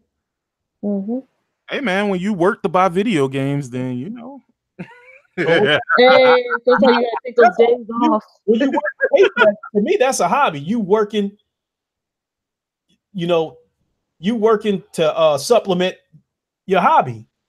But when it gets to the point where you're not going to work, you're supposed to have your ass at work, but you sitting there playing Red Dead Redemption, for the next 3 days. You done called in sick for 3 days while you play Red Dead Redemption. Now that might be an addiction.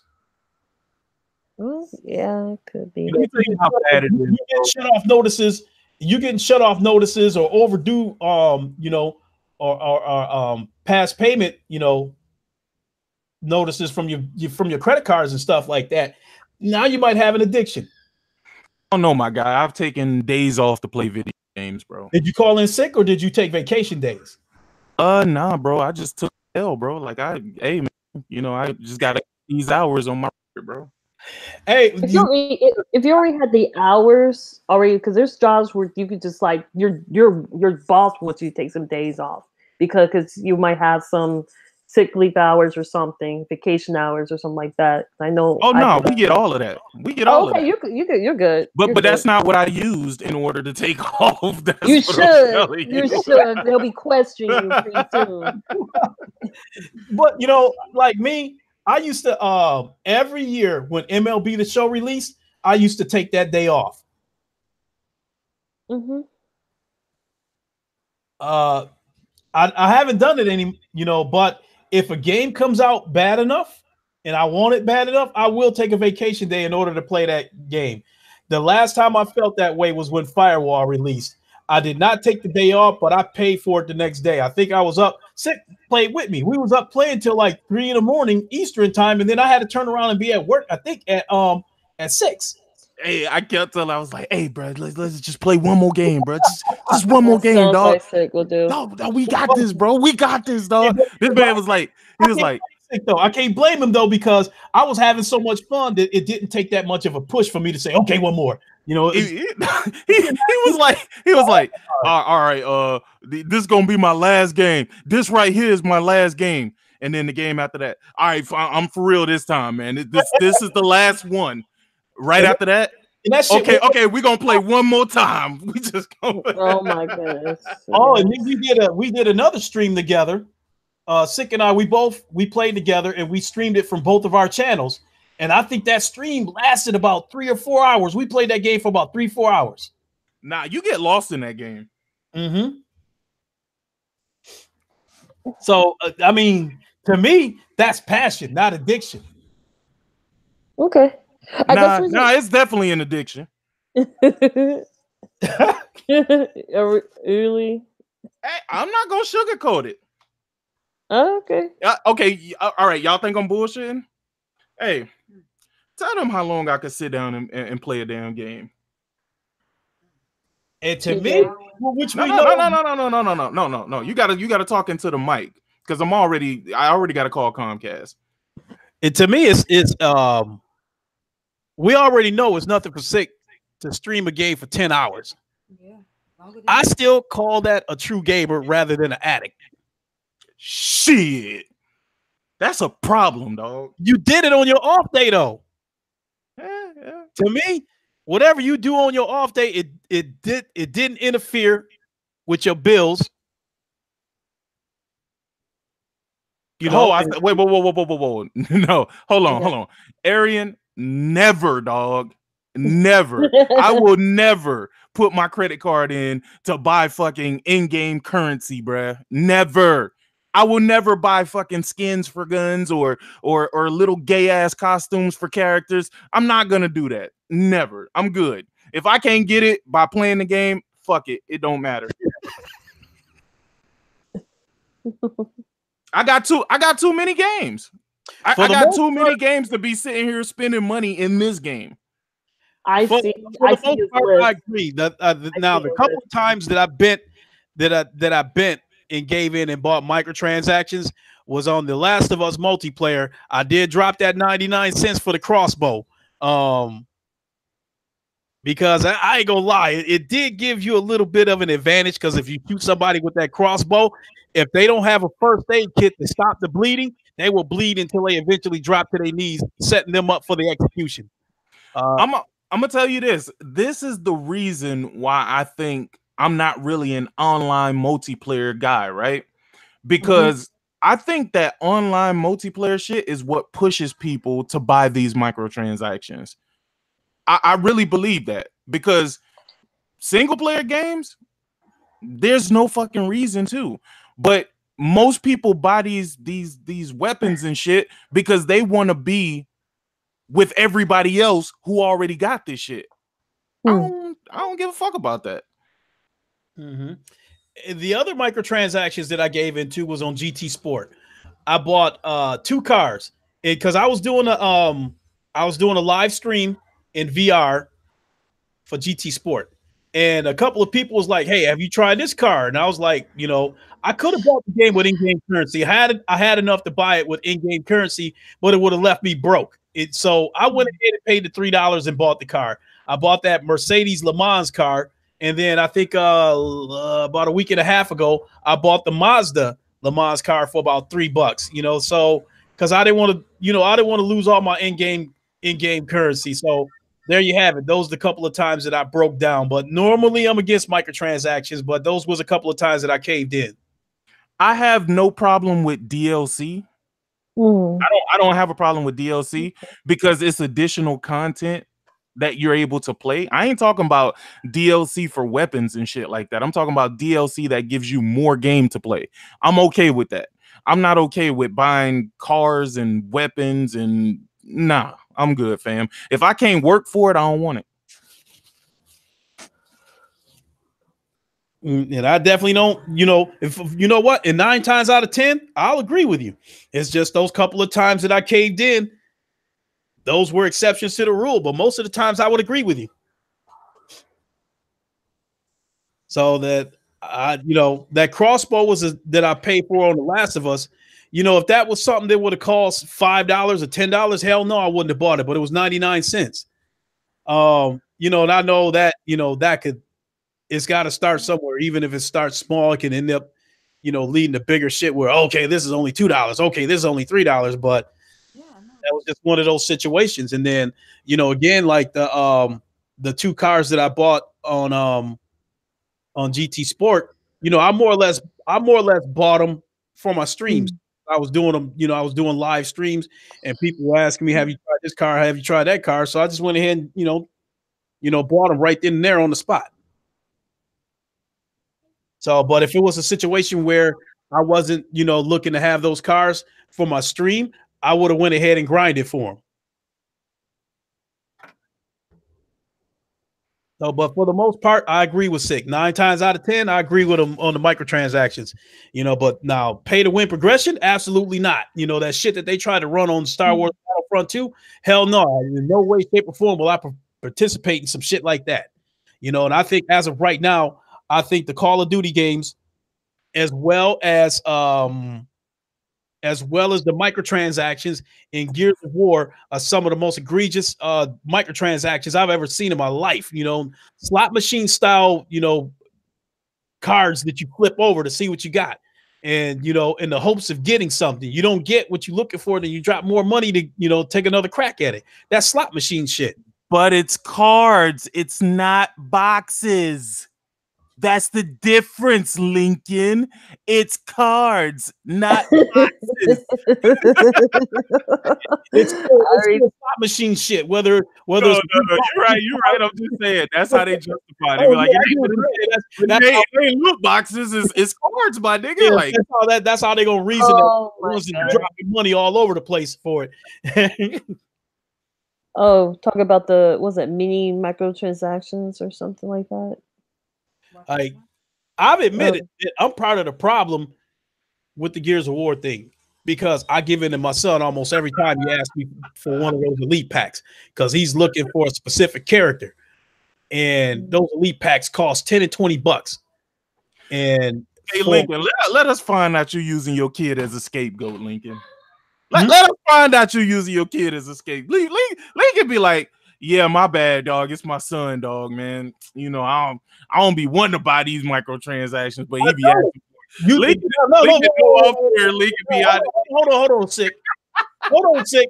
Before you get ready to try to, you know, put that in the minds of people, for somebody to try to jump out and expose me, do you really think no. You know, fucking with you. I know you fucking with me, so I'm gonna fuck with you right back. Do you really think that if I was gonna give in to microtransactions like that, it would be on the Xbox platform? Nah, bro. I don't believe anybody should be doing that shit, to be honest. Nobody. And the thing is, you can make great games that don't have microtransactions. All right, like, okay, take Red Dead Redemption for instance, right? This game so far, from what I've seen, I haven't seen any microtransactions. But you know that's gonna come when they implement the multiplayer. That's when that shark card shit gonna come out. Yeah, but I'm just saying, you know, they made a vast open world that's really big, right? And they didn't have to do that. They didn't have to add it to a single player game. With multiplayer, I don't care about multiplayer, so I don't care how they fuck that up for y'all. I'm gonna be honest. Put that all the way up for y'all. They could put all the microtransactions in the world, and hopefully they ruin the multiplayer by doing that, because y'all niggas deserve that shit, man. All y'all multiplayer playing ass niggas. Nah, I'm just playing.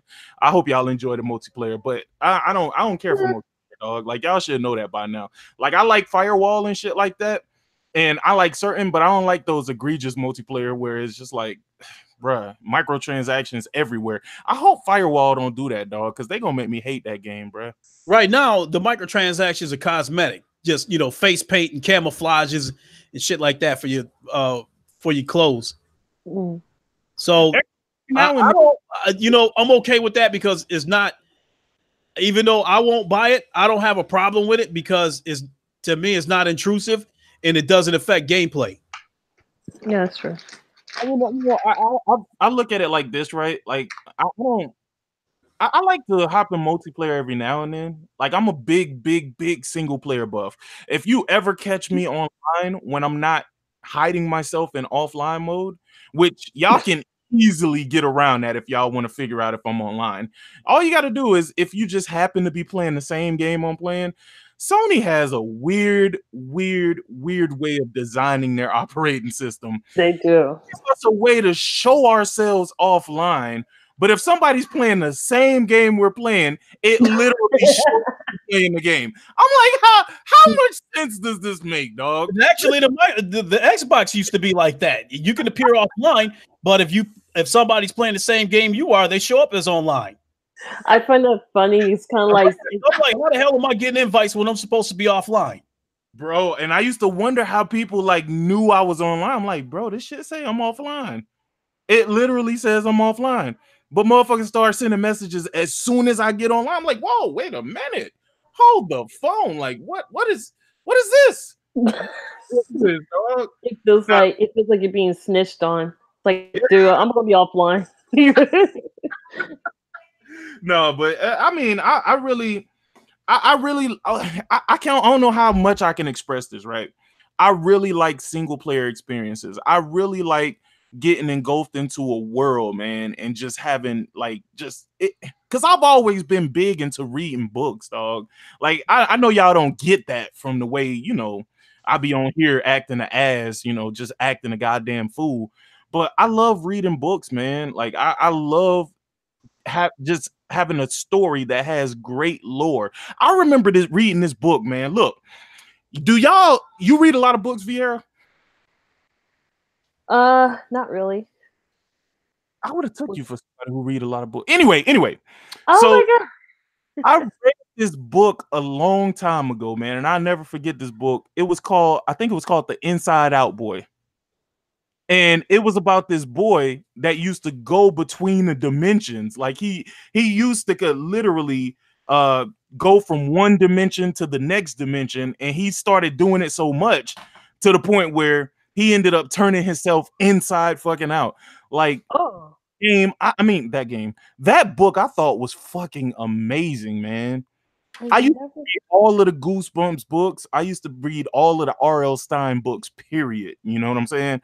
Like, y'all just don't understand, man. Y'all don't understand, man. No, because my idea was reading books when I was young. I read a lot of comic books. Graphic novels as well. But that's the reason why I love shit like Telltale games where, like, okay, it might not be that much gameplay, but damn, the story is so amazing. Yeah, exactly. That's why, like, that first season of that Batman one had me engulfed. In fact, I was mad that they did the shit in the episodic manner. Like put the whole game together and let me get it. But I love the story aspect of it so much that I played, the first episode of it, and now I'm, now I'm acting like a crack fiend. Can't wait for the next one. But I was going to say something. That's what happened to Tall. That's why they went to bankruptcy, because of that. Because I think that's what caused them to have really bankruptcy, because of the whole like episodic episodes. What caused them to go into bankruptcy is the fact that these cheap ass gamers are like, oh yeah, I ain't gonna play the game. I'm gonna just watch it. I ain't gonna buy it. What? Yeah, it's actually pretty fun. I played it. Okay, check this out. No. I'm not talking about you specifically. Oh, no, I know that. You don't buy games. That's what I'm talking about. I'm talking about the people who like, oh yeah, I'm gonna watch somebody play the game and do a review on it. You know what I'm saying? Or the people who like, oh no, I'm gonna just wait for this to go to PlayStation Plus or Games with Gold. You know what I'm saying? Like that's the type of gamers we got, which is why I don't blame Nintendo when they be flagging the fuck out of these niggas. Facts. I see. Okay, I see what you're saying. That's a catchy one, because people who do that shit, to me, is a person that never had intentions of buying the game in the first place. It wasn't a situation where they was going to buy the game and then, oh, wait a minute, let this YouTube video pop up in front of them. It was already in the back of their mind. They was already looking for a reason not to buy the game. Now you got me thinking a little bit differently now. Because now I feel bad, like how these games are starting. All these companies are going downhill.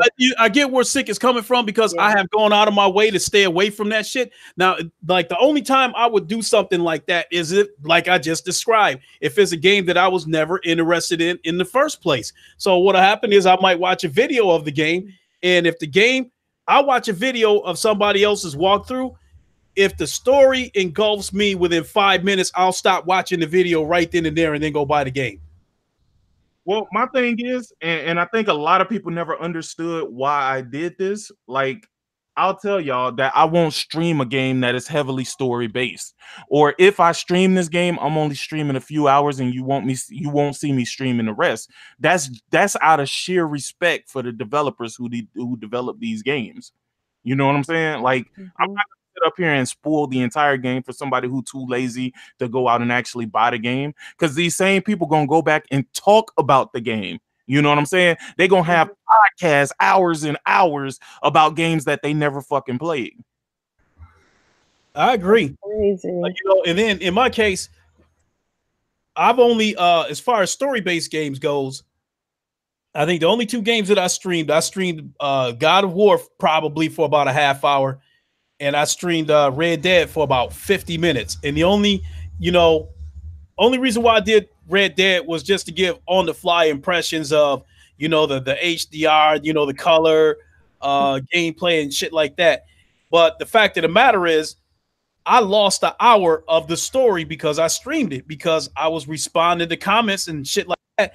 Therefore, I lost track of what was going on in the story. So I lost an hour worth of the story. So I don't want to lose the story. That's why I don't stream story-based games as well as respect for the developers, like Six said.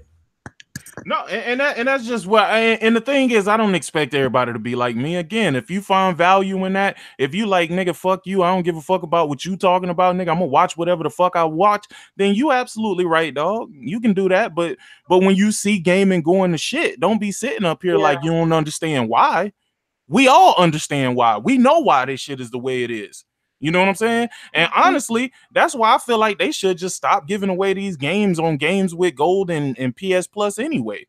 Because niggas is like, oh, I'm gonna just hold off. You know, eventually that shit'll go to PlayStation Plus and I'll get it for free. You know what I'm saying? Like, I don't that's cool for y'all. You know what I'm saying? But again, that's just most people being cheap. Okay.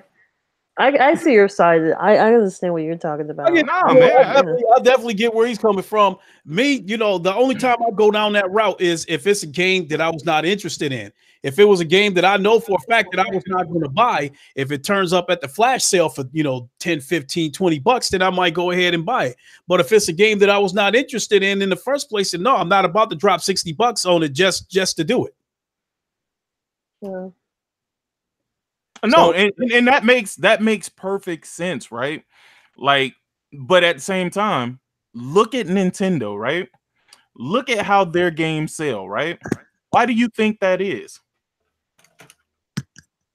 You think it's just because Nintendo makes great games that nobody else fucking makes? No, that's not what the fuck it is. It's because Nintendo ain't finna allow you to sit there and stream they shit. And if they do allow you to stream they shit, they doing it on their terms. Yeah, I think that's what I think they select their streamers, don't they? And what happens is, guess what? Now that you can't see this game being played like you want to, you go out and you buy it like, holy shit, this game was fucking amazing. Because you didn't sit there and spoil the game for yourself. I mean, how do you think we got to a point where niggas find more value in multiplayer games than single player games? You think single player games just all of a sudden got worse? No, they didn't. Actually, single player games have evolved technologically from a technological standpoint and from a storytelling standpoint. It has evolved way past where we were previously. So to sit up here and say the games are just not worth it, no, that's bullshit. Stop it. That's absolutely nuts. Because if we went back to what we had, then y'all niggas would be complaining. Yeah. Fuck out of here, dog. I don't want to hear that shit about, oh, the games are just not worth it. No, motherfucker. You just want to buy it. And that's cool if you don't want to buy it. But when you don't want to buy it, but then you want to go and talk about it and spoil it for other people, that's detrimental to what these developers are doing. You know, and I think, you know, my stance, you know, on Red Dead, I think, you know, plays into both of our philosophies and the fact that I do think the game is worth 60 bucks. I do think the game, I think the game looks great. But right now, there's other games that interest me to where I wouldn't put in the time, the kind of, I wouldn't invest the kind of time I want to into the game. So it's just something I'm just going to have to catch up to it later.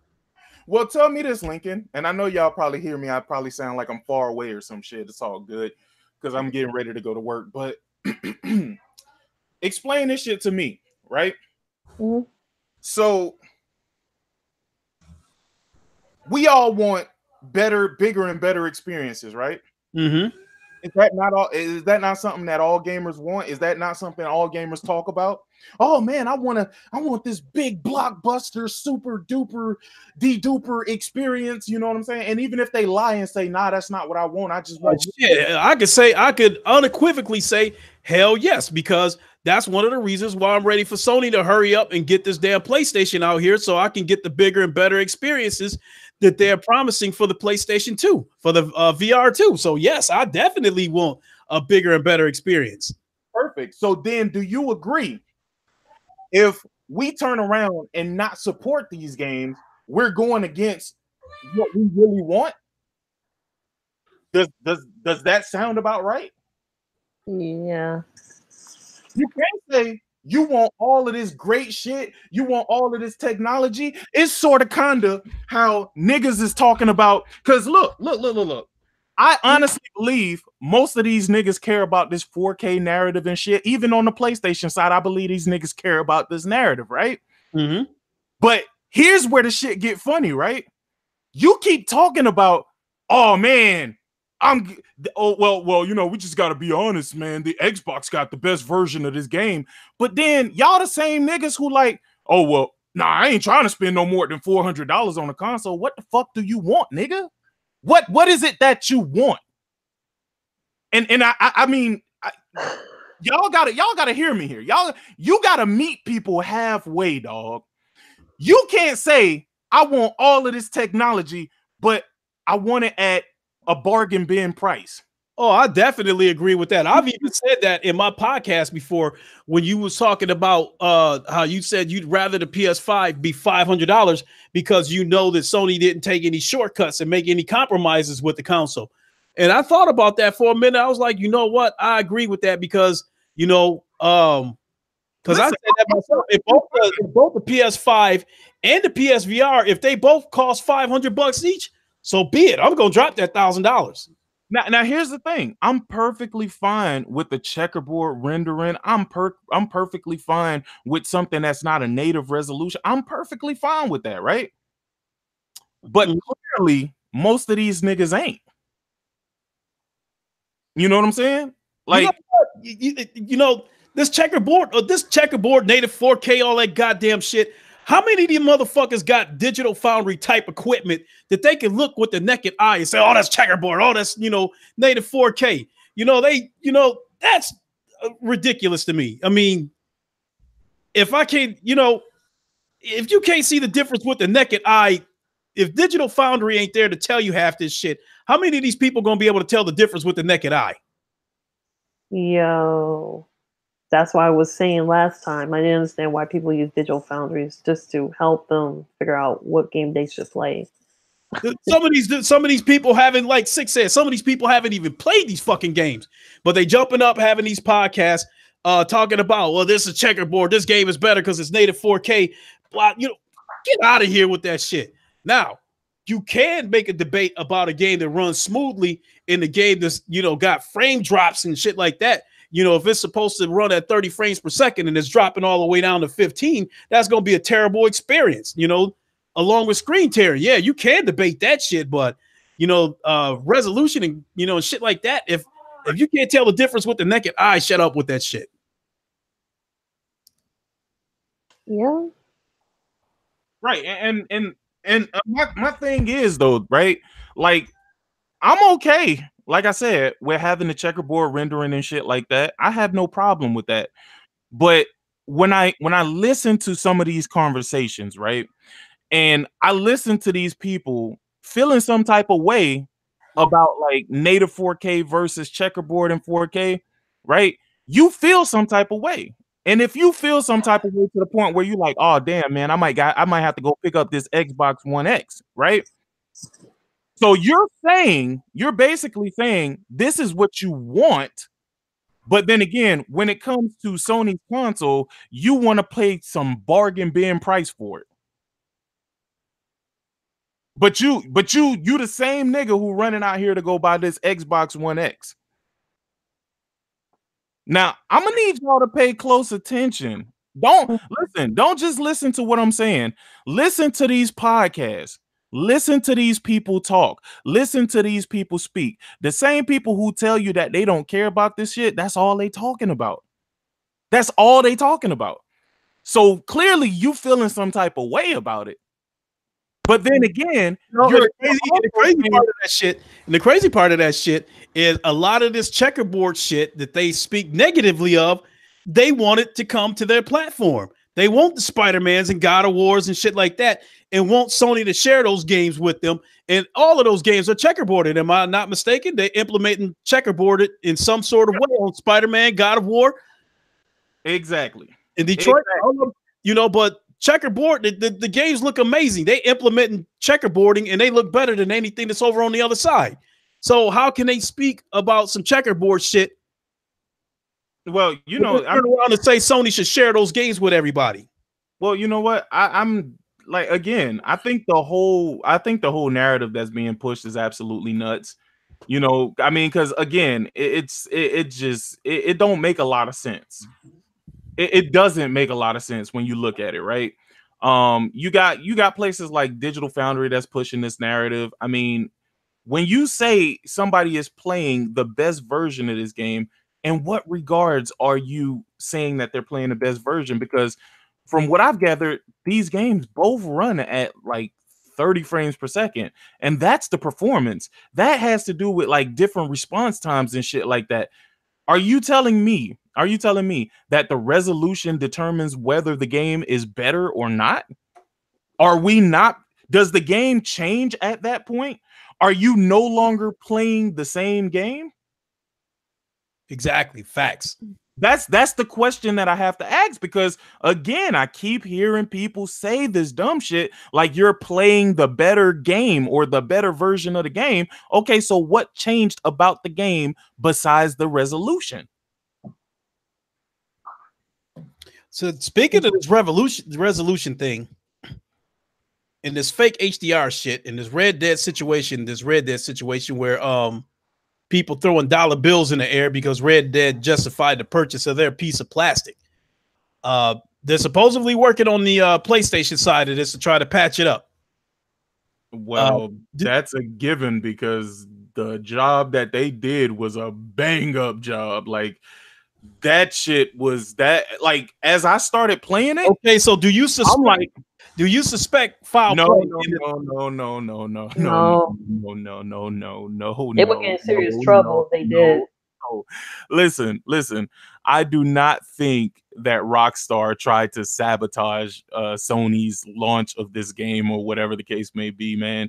They may really just didn't know what the fuck. I mean, okay, let me kind of explain it to you, and I think this will break it down better to you, right? Mm-hmm. Grand Theft Auto 5, right? They did nothing with the resolution when it came to the PlayStation and when it came to the PS4 and the Xbox and the Xbox 360. All they did was went for like 1080p, bro. They didn't do anything else. They didn't do anything special. I'm pretty sure they could have checkerboarded some shit and did all of this funny shit. I just think Rockstar ain't really about that life, dog, to be honest with you. I don't think it's something that they've ever had to do, which is why they haven't done it. You know what I'm saying? I think that their implementation of checkerboard rendering was just off.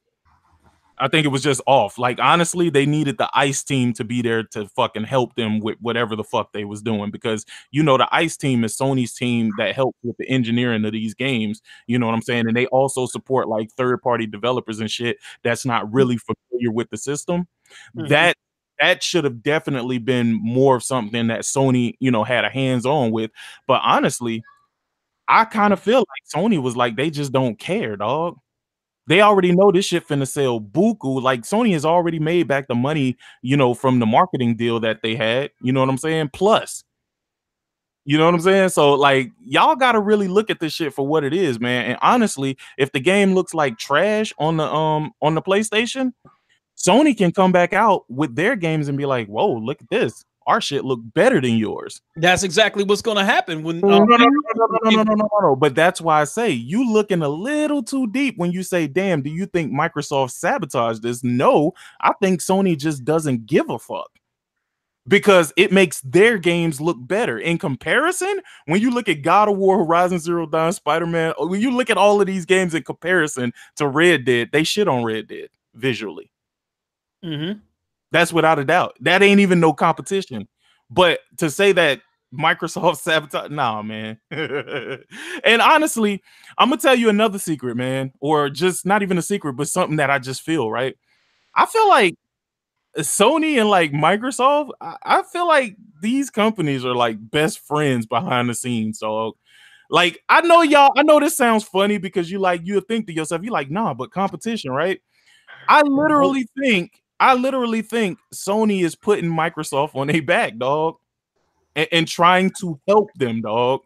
It's a possibility, right? Because I don't know if they trying to help each other, but I wouldn't doubt that some of the executives but listen. When you look at what's going on, Sony is quiet as fuck, as even though that Microsoft is loud. They don't give a fuck. Phil Spencer is hanging out at the PlayStation headquarters. You know what I'm saying? Yep. They're allowing Microsoft to meet with their development teams, dog. It ain't what y'all think it is, bro. Like I said, the console war is only as real as niggas on YouTube make this shit and people on Reddit make this shit, dog. Behind the scenes, everybody getting money, dog. So nobody gives a fuck. Nobody gives a fuck, man.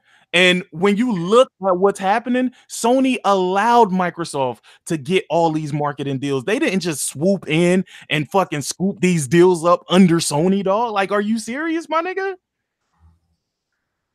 Which development team is gonna sit up there and say to themselves, I am gonna go with the lesser install base, and we're gonna, dog, it doesn't matter how much money they fucking threw at them, dog. None whatsoever, bro. Because you could throw 100 million my way, and then guess what? I might not recoup what I could have made if had I gone with the larger install base. I mean, just think about this shit for a second. Everything that's happening, it's more or less that it's every company trying to make sure everybody stays afloat, bro. That's really what the fuck this shit is, bro. And I know that shit, it's kind of hard to believe in that particular sense. But what makes sense to you at this point? What else makes sense to you? I can agree with some of it. I mean, hell, shit, I don't know. I've watched prosecutors and defense attorneys act like they was bitter enemies in court, but as soon as they walked out in that hallway after the court was over, they was asking each other if they was going to play golf this weekend. Exactly. Exactly, bro. I mean, at the end of the day, dog, as long as everybody getting money, dog, nobody gives a fuck, bro. If you look at it, when Sony was down and out, bro, there was people helping Sony. There was media outlets backing Sony, like, yo, you know, this is a great time to own a PlayStation 3 and shit like that. There was the same shit was going on, bro. The industry doesn't want another Dreamcast to happen, bro. It's not all surrounded by one company, dog. That's the reason why I said, like me, I'm totally sliding away from this console war shit because it's nonsense, man. It's fucking nonsense, bro. I feel like Microsoft slid away from VR not because they couldn't do VR, but they just, I kind of feel like they just didn't want to step on toes, man. That's not to say that they won't get in VR the next go round, but they see the success that Sony is reaping from PlayStation VR. Why the fuck would they not try to get a bit of that or get a bite of that? You know what? The whole time I think that's something they're considering right now. But my initial thought was that they didn't get involved with VR because of the slow start that the PlayStation VR had. You know, because I'm still convinced that Microsoft, you know, look for they want to get some overnight money. They don't want to you know, I don't feel like unless the shit is multiplayer, they not looking at long term. You know, it's like I said, man, I always use that drug money term where Microsoft don't want to fuck with something unless it's gonna bring them back drug money. You know, they trying to turn, like like Tupac said, trying to make $1 million out of quarter ounce. You know, so that's why I. Oh, sorry. Go ahead. Go ahead. No. I gotta get dressed anyway, so I'm about to back out a little bit. I'm still here, but I gotta get dressed, man. I gotta get out of here at 3:30. I'll be off at 11:30, though. I'm just going to get that over. We'll shut it down soon, though. Go ahead, Vera. I was gonna say, on some parts I do believe that they're competing with each other, but I do believe they might have like some type of standing with one another. because when you guys said when Phil Spencer went to the PlayStation headquarters, I remember that picture being surfaced around. Everybody's calling Phil an agent in the Xbox for a while. I thought that's kind of mean, but it was kind of interesting to see. And Nintendo too, wasn't like Nintendo. One of the guys from Nintendo was over there. So I thought like maybe there is some type of agreement that we don't know about. I think it probably was a crossplay thing. I personally think that was a crossplay group. You know, they were trying to get that together. That still doesn't change my stance on that. I want Microsoft out of here. At least from the hardware standpoint, I want them out of here because the lie after lie after lie, the lies just never stop with them. And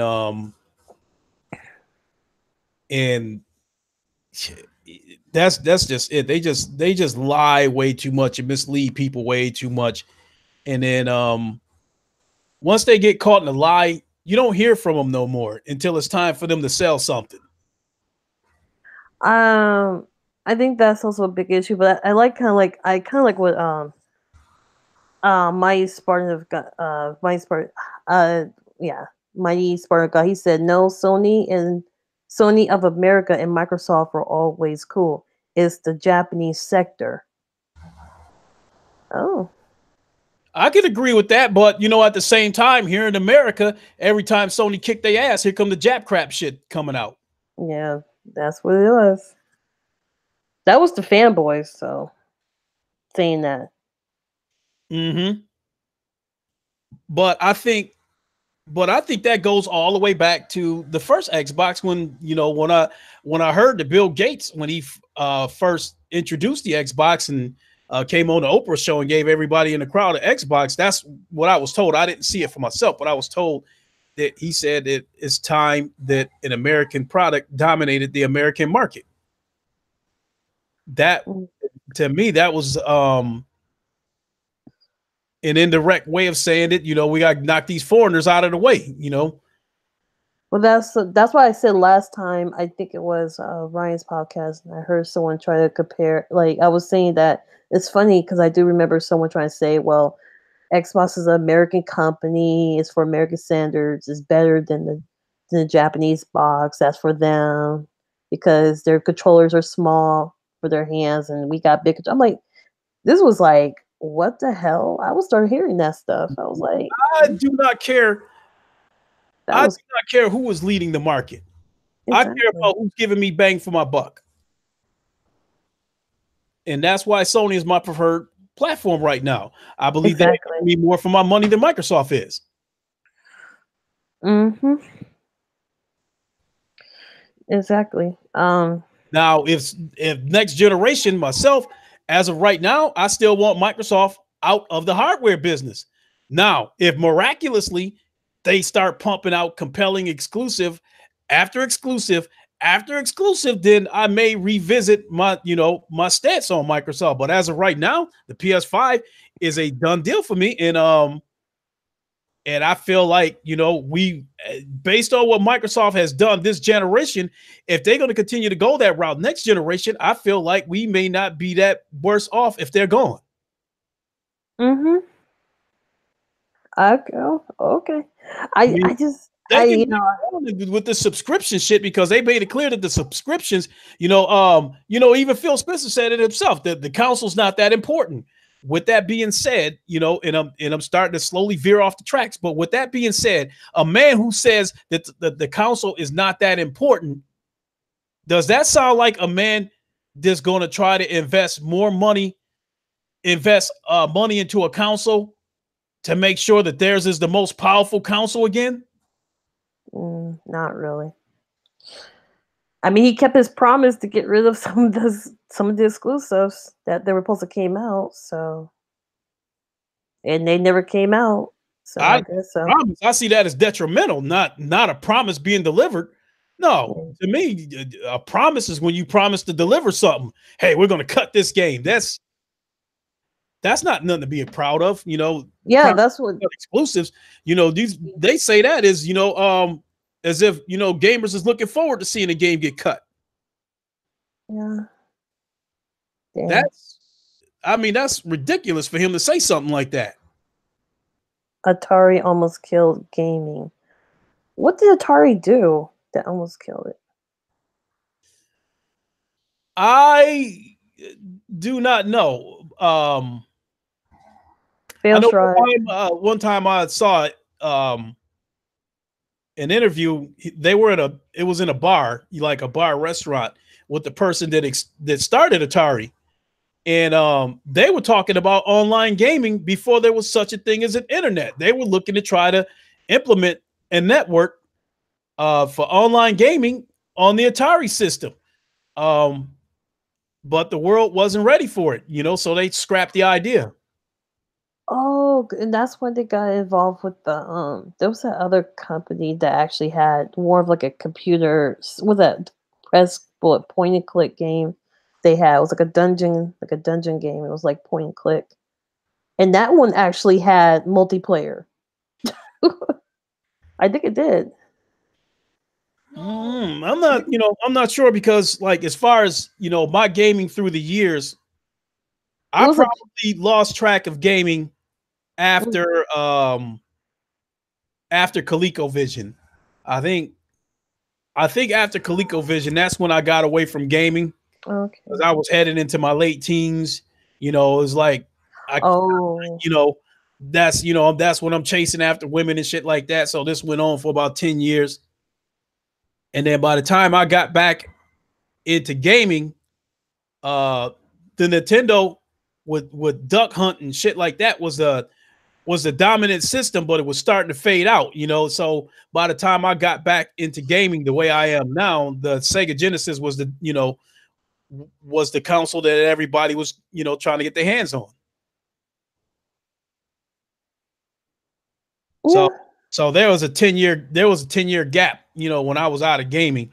So a lot of games that came out then, like the Atari 70, that I think Atari came out with another system after the Atari 5200. I believe it was the Atari 7600. And never played it.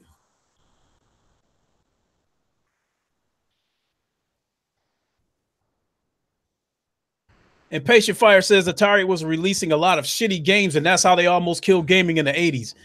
They flood the market with crap like ET. I did play ET. Oh yeah. I do remember that game. But see, in Patient Fire, back when the Atari 2600 was out, even when the Atari 5200 was out, I was, a kid with no job. So my gaming experience only went as far as my parents would let it go in terms of buying me games.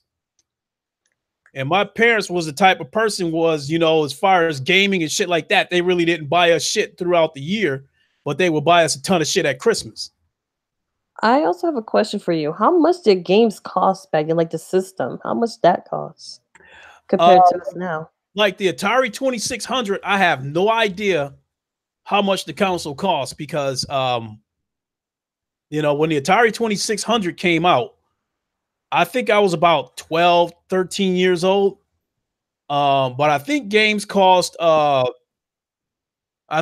costing maybe $20 back then. And and then it's crazy though. One of the ways that I was getting my games on the Atari 2600, this dude that we went to school with named Melvin, I don't know how he was doing it, but he was going to the stores and he was stealing 2600 games left and right. And he was selling them on the street for $5. And so what I would do is I would take about 6 games from him and tell him I'd give him the money next week and just never pay him. And and then when he get another load of games, I would do it to him again. I'd take about 5 or 6 games from him, tell him I'd pay him that next week and never pay him. And so because of that one dude alone, I probably had about 15 games, for my Atari 2600. Because if I would have had to wait for my parents to buy me those kind of games, I never would have got them, unless we would have got them at Christmas. So if we got a bunch of games for Christmas and then a couple of days after Christmas, a new game came out that I wanted, unless I came up with some kind of scheme to get the game, I had to wait until the next Christmas because my parents just didn't buy shit like that for us throughout the year. We got everything at Christmas in one big giant ass lump. Mm. So, and yeah, Spartan guy, yeah, he fell for it. But see, and the crazy part about it was I wasn't a big dude back then. I was, this isn't, at 13, 14 years old. So I'm probably about 80 pounds, so the dude was just one of those people where I wasn't the only one doing it to him. Half the damn neighborhood was doing it to him, was getting these games from him, say they pay him and then just don't. So I wasn't the first person to do that to him. A few people had already done that to him by the time I got to him. And then to make it even more fucked up, the dudes that he was the most scared of took the most shit from him. So it's like, so if it's like, if he's got 10 games and I get to him, and I try to take 6 of those games, no, he only gonna let me have 3 of them because he had to save the other 7 games for whoever the biggest bully was in the neighborhood because he was the most scared of that dude. Oh, okay. I found the price for the Atari. Sorry, guys. Oh, we have another visitor. Welcome to Wakanda. Please introduce yourself to the audience. Yo. Oh, hey. I have I found the price for the original Atari that you were talking about. Yeah, the 2600. Yeah, it was $164.99. I mean, but for a 13-year-old kid, that might as well have been $1,000 for me. Yeah, probably. And you know what the games cost back then were super cheap. Did you find any prices? Yep. How much? Someone went to like 29 to 26. Okay. $19. And someone with the highest was like 39. Okay. So like on the Atari 2600, one of my favorite games was Vanguard and Pitfall.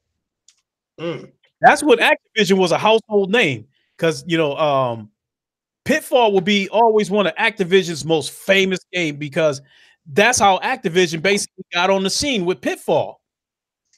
Mm-hmm. And I absolutely love that game. And throughout the years, I was always waiting to see a remake of that game. I mean, with today's technology and graphics and shit like that, if they were to do a remake of Pitfall, it would probably be just another iteration of Uncharted or Tomb Raider. Yeah. I think they did. I think they had like some like different versions of a Pitfall back then though. There was There was no ending to that game either, because I used to play that game for hours. And it was basically the same shit. You running across crocodile heads and swinging across puddles that had alligator heads in it, but the game never ended. But nonetheless, I still played the shit for hours.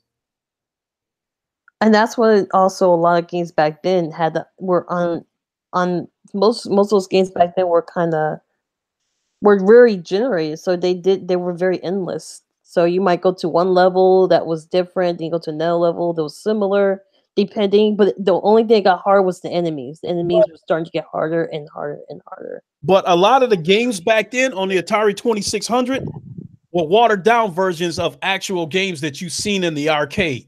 A watered down version of Space Invaders, because even with those graphics back then, the Atari 2600 version of Space Invaders still looked worse than what was in the actual arcades. And games like Space Invaders had no ending. A lot of the games back then had no ending.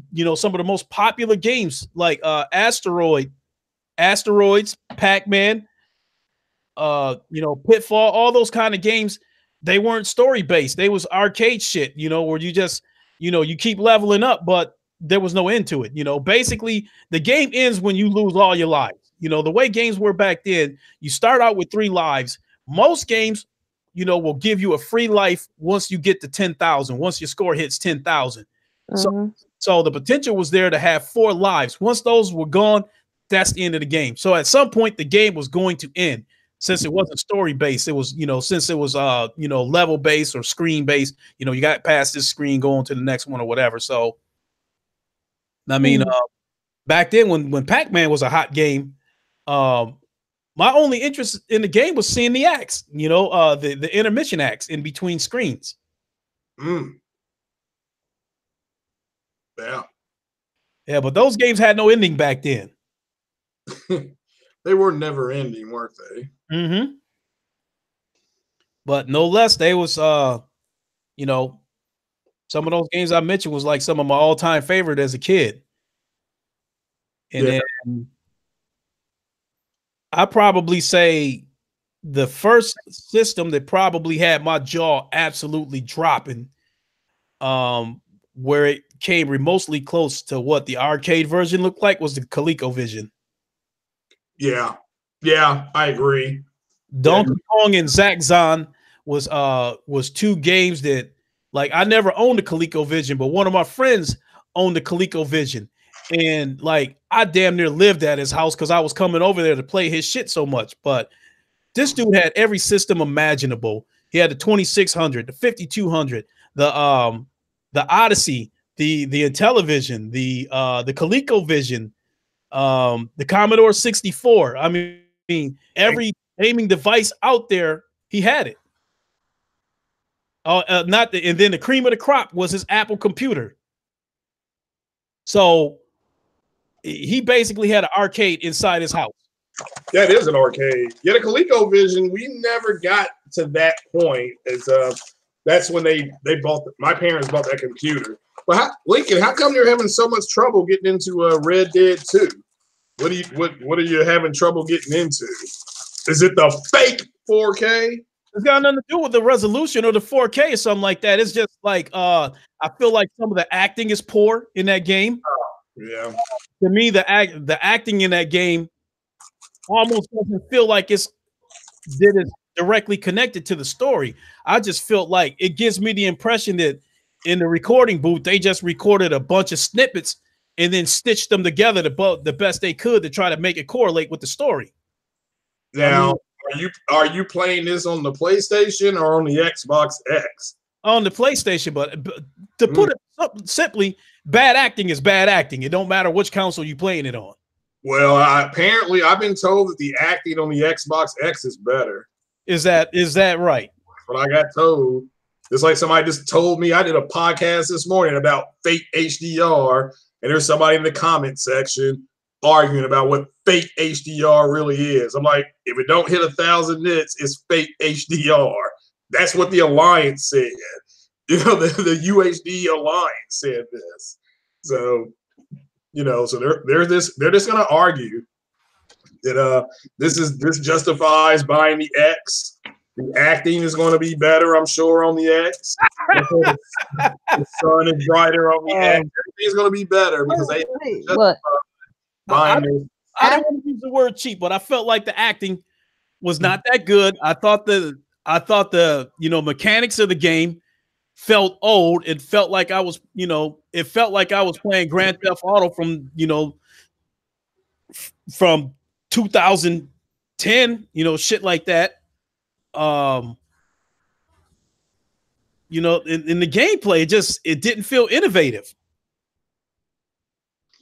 So I'm just having a hard time getting engulfed and getting immersed in this game, and last night I was trying to put in some quality time on this game. I almost quit and popped Spider-Man back in because I haven't finished God of War or Spider-Man. And since Red Dead right now is supposed to be the new hot shit, I couldn't get into it. I almost wanted to quit the game and just go play Spider-Man some more. I feel Spider-Man is the best, is a better looking game and has a better looking story and absolutely has quality acting in the game. Yeah, well, I won't deny that, and I love the DLC for Spider-Man.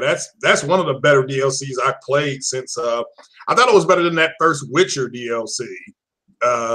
That first Witcher DLC was straight garbage. Mm-hmm.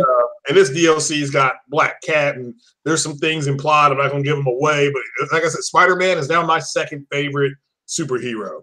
Mm-hmm. Of what's implied. So, But yeah, I mean, again, everything is better on the X with that Red Dead. Even the fishing, the water ripples better on that X. I'm just letting you know.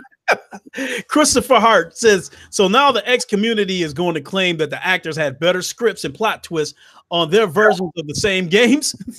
Yeah, I'm telling you all, they like shout out to J-Dub City, like he said last night.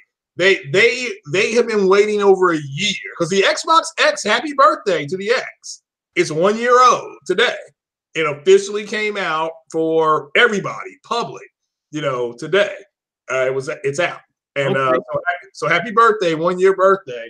And there are people that went out and paid, like J-Dub said, $500 for the first X, $399 for the Xbox One S. And they've dropped another $5 on this one. They had been waiting for Microsoft to come out with something, and they haven't done it. So they are now claiming Red Dead pretty much is their exclusive game. Don't matter. I can go to the store right now and buy it for the PlayStation.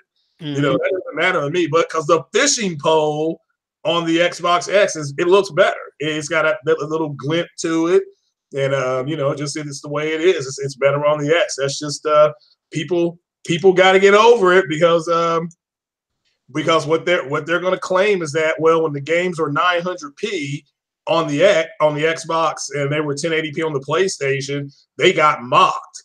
And that now that they have the resolution machine, everybody wants to not talk about it. That's just who they are. I mean, they're moist, but that's just who they are as people.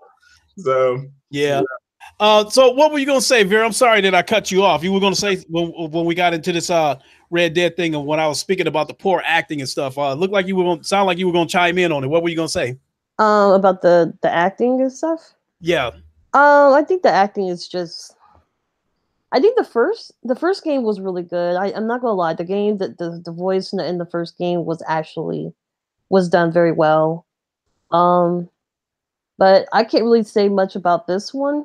But from what some of the clips, I did see some clips people have had, and I didn't really see any difference except for maybe a little combat. Like when they get into combat, they might say something towards each other. When I see someone shooting another person, and you see another person shooting another, it'll start, cussing at each other.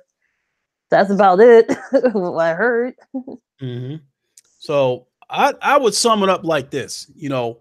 I have not finished God of War. I have not finished Spider-Man, and I just barely scratched the surface of Red Dead. So if I was in a situation where I had a gun put to my head and say you got to finish one of those games first, I would finish Spider-Man right now. So that's not to say Red Dead is a bad game, because it's not. It looks great. I think it's a good story, but I think right now, I think Spider-Man's story captures my interest more than Red Dead's right now. Yeah, that was a strong story. Red Dead, it really doesn't have one. You just go town to town and shoot people. I mean, there's nothing wrong with that. It's the side missions are hokey. Like most open world RPG that have side quests, they're silly. So, but at the end of the day, it's just it's not a bad game. It's like I said, I just think there's a lot of people who are upset. And I'm just being facetious here. That it's 4K on the X, and the fish look better, on that X. I mean, just the deer, when they die in 4K native, so. Hey, what's up, Thrash? I don't know how much longer we'll be here, but if you want to jump in here, there's a link in the PlayStation Plus podcast page on a lot of upset people that they gonna never get over it. I mean, you people got to understand that when you have games like Sea of Thieves that I've played, that was straight garbage, straight trash, and then that zombie game where I got stuck in the sink then Tomb Raider came out, and Tomb Raider got dethroned, didn't even get a chance to get going. She got smacked before she got out of bed. That alarm went off and somebody hit her in her face. And then Forza comes out, and big deal. It's a driving game, so I want to drive around a track. I can play Gran Turismo, and actually qualify to win some damn money and not have to jump over houses, But this is the game that justifies them buying their console because they're not man enough to walk into the store and get it themselves. That's not enough justification. There has to be something, and this is it. One-Stop pointed out something that actually made me think. He was talking about Forza Horizon 4. That he said that he felt like Microsoft, whoever developed the game, just took the cutouts out. So I'm asking anybody who's played that game, is there any people in that game, like in the background or anything, like people standing next to houses or anything like that? Oh, I don't know. That's a good question. I've played it, and that's a good game. If you get the flow of what they want you to do, that's actually fun to play. And I think they're going to release some Hot Wheel cars. So I don't know if it's going to be DLC or anything like that, but I just saw they're going to release some Hot Wheel cars. So hopefully they can release Hot Wheel tracks because that's the only reason that makes Horizon 3 stand out is the Hot Wheel tracks. Doing the loops and all that stuff. I'm like, this is actually pretty fun. It's actually pretty good. So, I'm not going to say that the game is trash. It's not my type of game because I'm not into that arcade type stuff, driving through cars and shit like that. I'm into simulators like GT Sport. And the fact of the matter is, Forza Motorsport 7, I don't think is a bad game. That is a good game. The big thing I don't like about Forza Motorsport 7 is how the people go out of their way to drive dirty on that game. GT Sport has a penalty system where if you drive dirty and malicious, deliberately, they will hit you with penalties that you have to serve. That if you do not serve those penalties will be applied at the end of the race, which could affect your standings. Whereas Forza, on the other hand, if I'm in, if I'm in 10th place and I'm coming up on the 9th place car and I'm about to pass him, the dude will knock you off the road to keep you from getting past him. Which just to me, if I'm in 10th place and I'm coming up on the 9th place. About the pass, the dude will knock you off the road to keep you from getting it. Which to me, just if I'm in 10th place and I'm coming up over 9th place. Thrash brought that echo in here with him. What's up, man? Yeah, no, you're right. I mean, I played Forza Online and GT Sport. If you bump somebody on GT Sport, they will generally get out of the way. It doesn't take one nudge. Yeah. Forza, they're trying to block you. There's some blocking in GT Sport, but it's always in there with because with GT Sport you have a driver rating and you have a sportsmanship rating, and the higher those are, the more they match you up with people on your level. And when you're racing against people who are damn near pros on that game, they practice racing etiquette. If they know that you're about to pass them and they can't stop you from getting past them, they'll move out of the way and let you go through. And from there, they'll try to get behind you and slipstream you. Whereas Forza, on the other hand, if you about to pass them and they can't stop you, they'll start zigzagging and shit like that. And then the minute you get side by side with them, they'll bump you and knock you off the road. And the shit is like fucking pinballs because a car don't have to hit you that hard to knock you clean off the road on Forza. And that's just a total turnoff for me. Right, you're right. I agree. They implemented some kind of penalty system on Forza for dirty racing, I would play the game. Yeah, but they'll say Forza is the better game because it has more cars, it has more tracks, and it's native 4K. So, but I heard you and Sick talking earlier how look, Sony's first party games, and with Worry Ward, shout out to him. He said this to Randall Thor. He really asked Randall Thor to really sit down and think. And he said, do you really think a Sony first-party game or a third-party game on the Xbox, was it going to look and run better than a first-party game on the PlayStation? And Randall Thor said, no. Like, yeah, that's what you're seeing. I mean, and I agree with what Sick Humor said, and I said this last week. I truly believe Sony wants their first-party studios to be the shine on their console. They don't care as much about the third party. They just don't. I mean, it's not that they don't want the third party to not look good. It's just that if you have Rockstar Games is a third party game, you can't control what they do with your hardware. The people who did God of War, they're going to build ground up, and they're going to squeeze everything out that they can versus versus a Rockstar, and or whoever, Ubisoft is not going to do that. Right. Because Microsoft, it doesn't have that many studios building for the Xbox family. They're wholly dependent on third-party studios to give them first-party treatment. That's the truth. That's why when Destiny was going to come out and Bungie was saying they'd have to take a look at the Xbox X, they hadn't even gotten it yet. You had people in the Xbox community say we're going to boycott the game because they're not taking advantage of the system. It's because they wanted the third-party developers to just treat them because that's what they were used to with the 360. These third-party developers treated them like they were first party. They gave everything to them. They gave them the better versions of everything. So, and now that that's not happening, they're going crazy. I mean, they actually went crazy. So, and this is going to get worse. Okay, so we got another visitor to Wakanda. We got King Thrash up in here.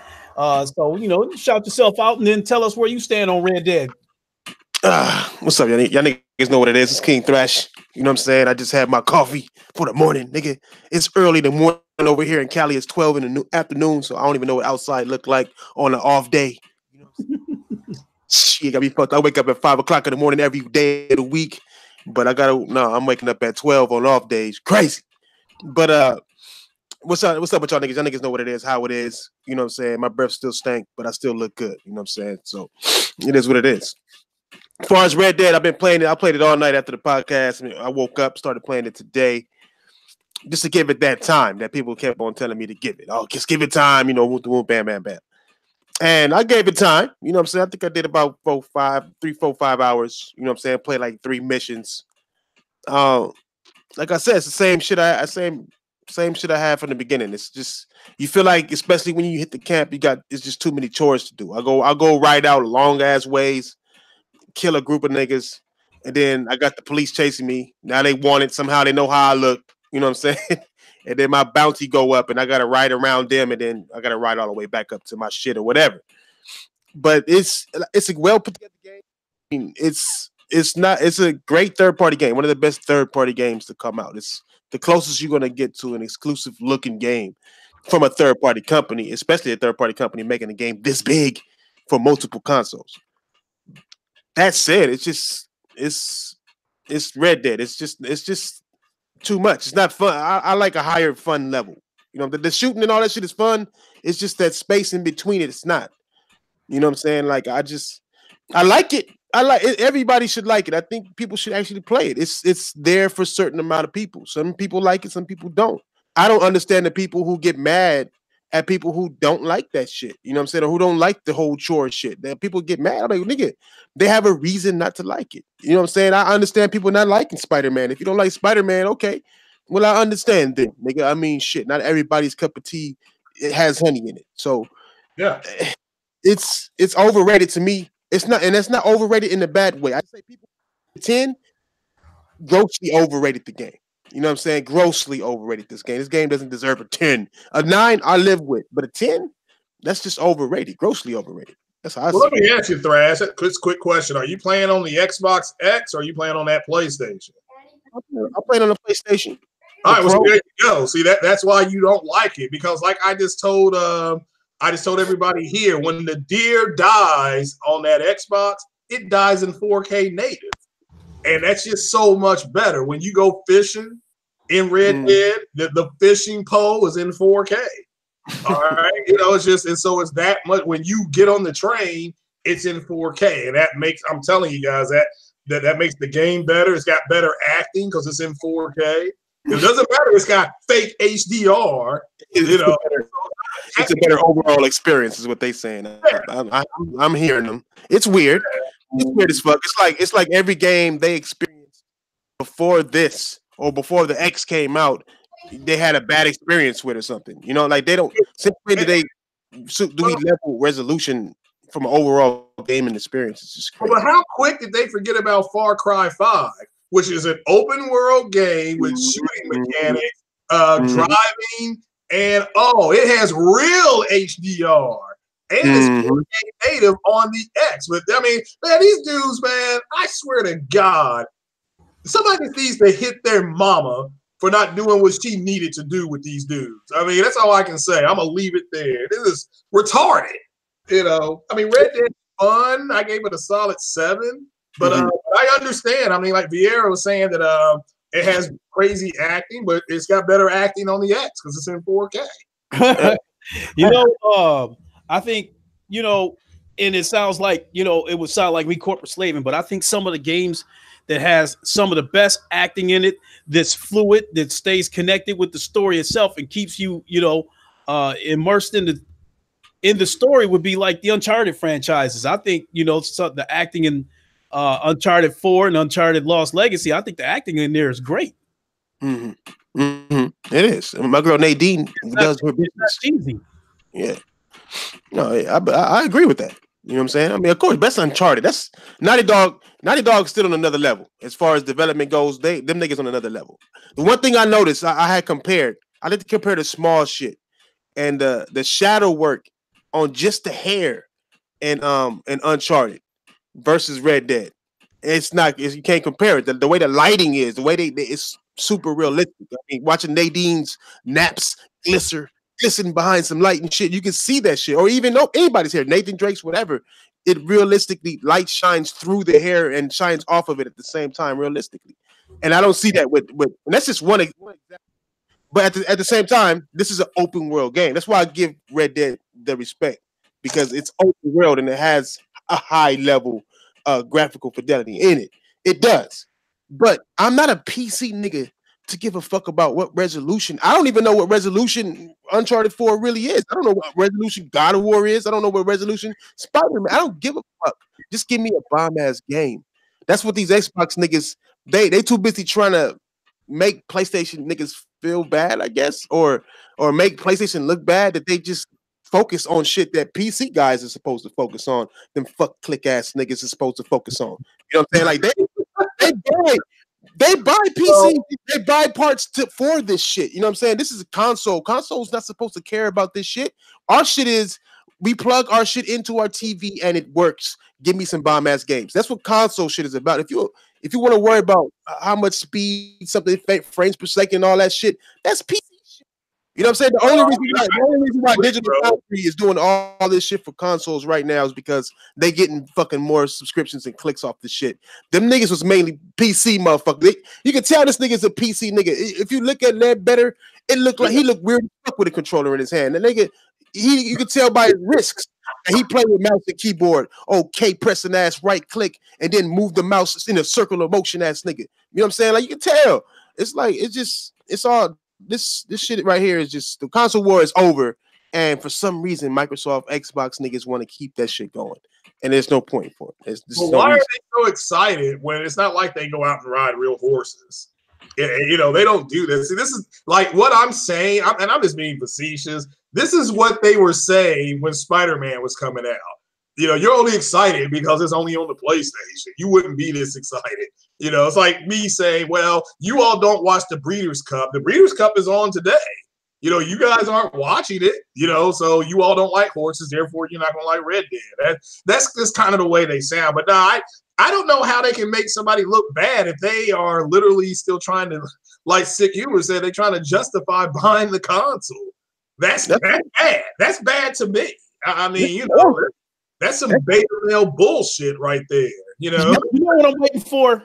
Is for a lot of them to tell you that you need to go watch a bunch of Westerns in order to appreciate Red Dead, the way they try to tell everybody that you needed to go watch some pirate movies in order to appreciate Sea of Thieves. That's the funniest thing. I think that's the funniest thing I've heard all year.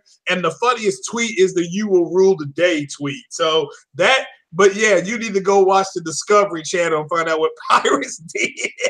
God damn. I mean, that is funny. I mean, you cannot deny that that's funny as hell. You know, it's crazy. Hey, it's crazy, man. Gaming has become, as a whole, just becomes crazy. You know, Mr. Modern, You said the funny thing I noticed about Red Dead Redemption is the people who tend to point out the negatives of the game tend to be Sony guys. I'm not going to argue with this, but at the same time, all the positives about this game seem to be coming from the Xbox people. Well, I mean, again, it's not a. You need to tell me what's negative. It's a good game. What you like is individual. Now, to me, it's not a technical achievement because there is already an open world game running on the Xbox that's 4K native with real HDR, and it's called Far Cry 5. So this game is a step down from that. So I don't want to hear. Now, to me, Far Cry 5 is a technical achievement. It is 4K native. It is running full HDR, and it has piss poor frame rates, but it's still a good technical achievement. This game is, like I said, this is just an open world game. It's not. It's okay, but I think it's. Would you agree that Red Dead Redemption 2 was the most anticipated game of 2018?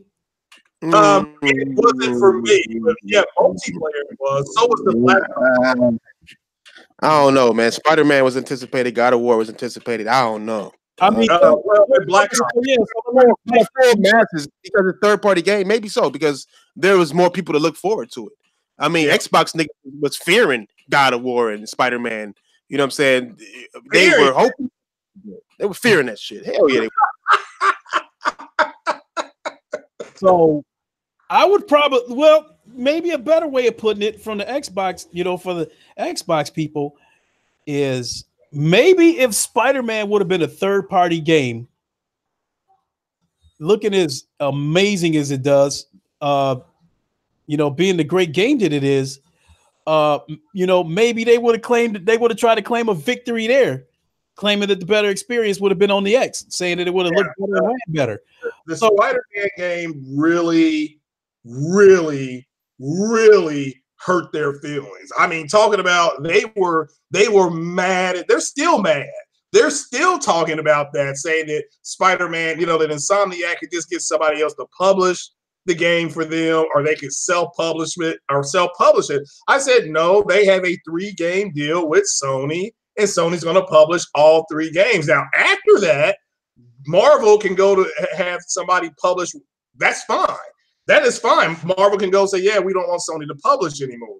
With that said, Sony can say, well, then we're not going to let you use the character, because we got proprietary right on this character. Yes, Marvel does have the comics, but that's all they have, and they do own part of the gaming media. But Sony, that's such a nasty thing to unwrap. But they were complaining about that about 2 days ago. They're still bitching about it. Mm-hmm. So I'll just go back, and just say it. Arguably, Red Dead Redemption 2 was arguably the most anticipated game of the year, either that or Spider-Man, depending on who you are. Mm-hmm. With that being said, if you consider Red Dead Redemption arguably the most anticipated game of the year, just for the simple fact that it looks a little bit better on the X, they claim the victory.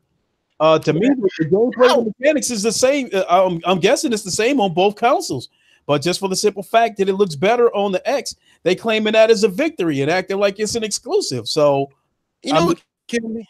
Go ahead. I'll let you finish. I thought you was done. No, go ahead. That was my point. What killed me with the whole victory thing is, I mean, how is it victory? It's on your console. It's on my console. It's console, except the Switch. But what kills me is these niggas don't claim victory until Digital Foundry come out with something. You know what I'm saying? Like, they didn't claim defeat when Digital Foundry shut their asses up about Spider-Man, calling the downgrade. I mean, I remember that whole downgrade puddle saga. That was all Xbox fanboys doing that bullshit. And then none of them was claiming defeat.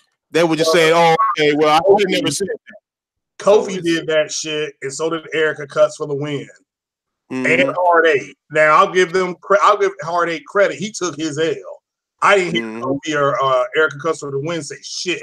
Nah, even Smooth and shit, and them niggas talking about puddles, they started to deny it. I was only talking about the puddles. No, you said downgrade openly and clearly, my nigga. Like, yeah, true. And his apology was something else. He didn't apologize about the puddle shit. He apologized acting like he expected the game to do better numbers than it did, and act like the game performed poorly in terms of sales, and he apologized for giving it that much credit when it didn't, when it didn't perform. But we can't. But I agree. We can't care about what they think. I mean, I tell you this: ever since I blocked a lot of those people out of that one web, and I'm not even going to say the name of the podcast. Ever since I blocked most of those people, the timeline on Twitter is a lot calmer. It is a lot calmer. I mean, the only people that are in there are the ones making sense. The rest of those clowns are gone. They're gone. So, hey, and I had a question too. You guys were talking about Microsoft after I guess two more games. Microsoft can make a game. I guess the deal will be up. My question is, well, who the fuck is going to make that game? You know what I'm saying? Who does Microsoft have to have enough talent to make a superhero game? Who do they have? Well, no, it's at the end of the deal that Sony had, because they have a 3-game deal. Then Marvel, at that point, Marvel can go have Activision make the game. They can go have Ubisoft make have a third party. So even you think, I don't even think Activision and fucking Ubisoft would be able to do that shit. EA can't even do Star Wars right, man. And I don't think Activision, if Activision neglected to put a campaign in their own biggest franchise in Call of Duty, what makes you think they gonna sink a shitload of money and put DLC in a single player Spider-Man game the way Sony did? The way not that they would. It's just it's that Marvel has said they want to work with the best studio. It's going to be hard for them to leave Insomniac after what they delivered. Because that's just the way Disney works. If you know this group is going to make you this type, bring you this kind of quality, you stay with this group. This is why their MCU is so successful. Just imagine they had gotten rid of Kevin Feige after Iron Man 2, like they wanted to. They wanted Kevin Feige gone. They wanted Jon Favreau gone, because they wanted to take control. Now, just imagine where they would be if they put Tom Cruise in Iron Man like they wanted to, and not Downey Jr. So, but at the end of the day, it's just that they have the right to go ahead and renegotiate with any studio they want. Right. After Insomniac does their third game. Right. Put that in the hands, of, in my opinion, why would you put that in the hands of somebody like Activision that takes precedence over everything with them? Well, no, all right, listen to what I'm saying. It's not that they will, it's that they have the right to go to whoever they want. Right. And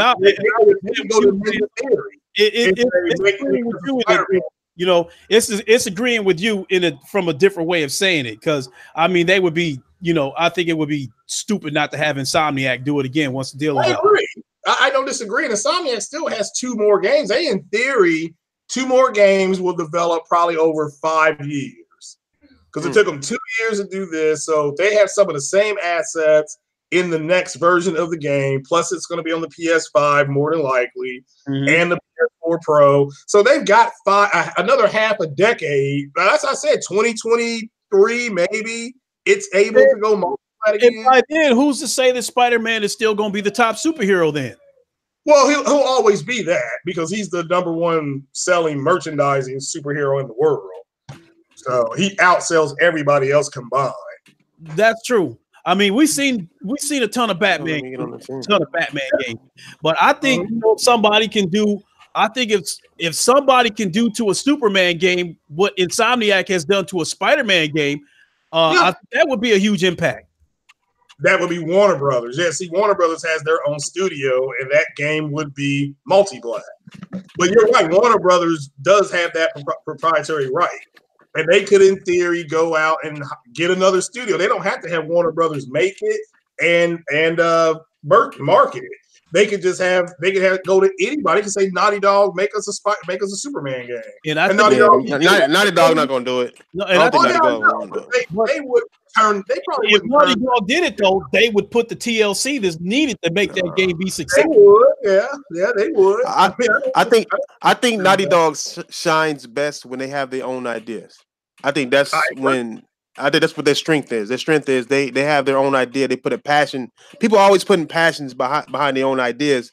When you take somebody else's idea, you got walls and barriers that you can't cross. You know what I'm saying? Like with Spider-Man, they couldn't make Spider-Man just anyway. Spider-Man had to be Spider-Man, and they had rules to follow to make Spider-Man feel like Spider-Man. To where Naughty Dog with Nathan Drake, they made that nigga an asshole serial killer who was stealing shit, fucking bad bitches. That's what they wanted the nigga to do. You know what I'm saying?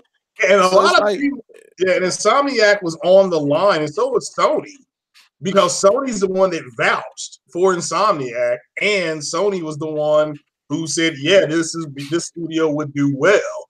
And Marvel's, and they made the introduction. Okay, so people are like, "What did Sony do?" Well, they made the introduction, and they said, "We'll market the game." So they took that, so Marvel wouldn't have to worry about that. They're like, "Okay, you know us. We work with you all. We're working with you all with Spider-Man. You know what we like to do worldwide. Here's what we can bring to the table." And Marvel went with them. You know, so it's not hard. You know, the success breeds success. You know, that Venom movie is garbage, trash, but it made $500 million. It's success. Hey, I need to watch it, man. I'm getting too many mixed reviews. It's When more. you come out of there, you're gonna smack your girl, so don't take her with you.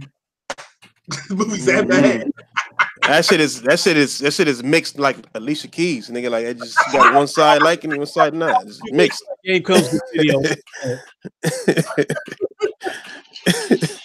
Oh shit! Speaking of Alicia Keys, let me mute myself. Yeah, Christopher Hart, $500 million worldwide. Somehow that movie is made on a $92 million budget.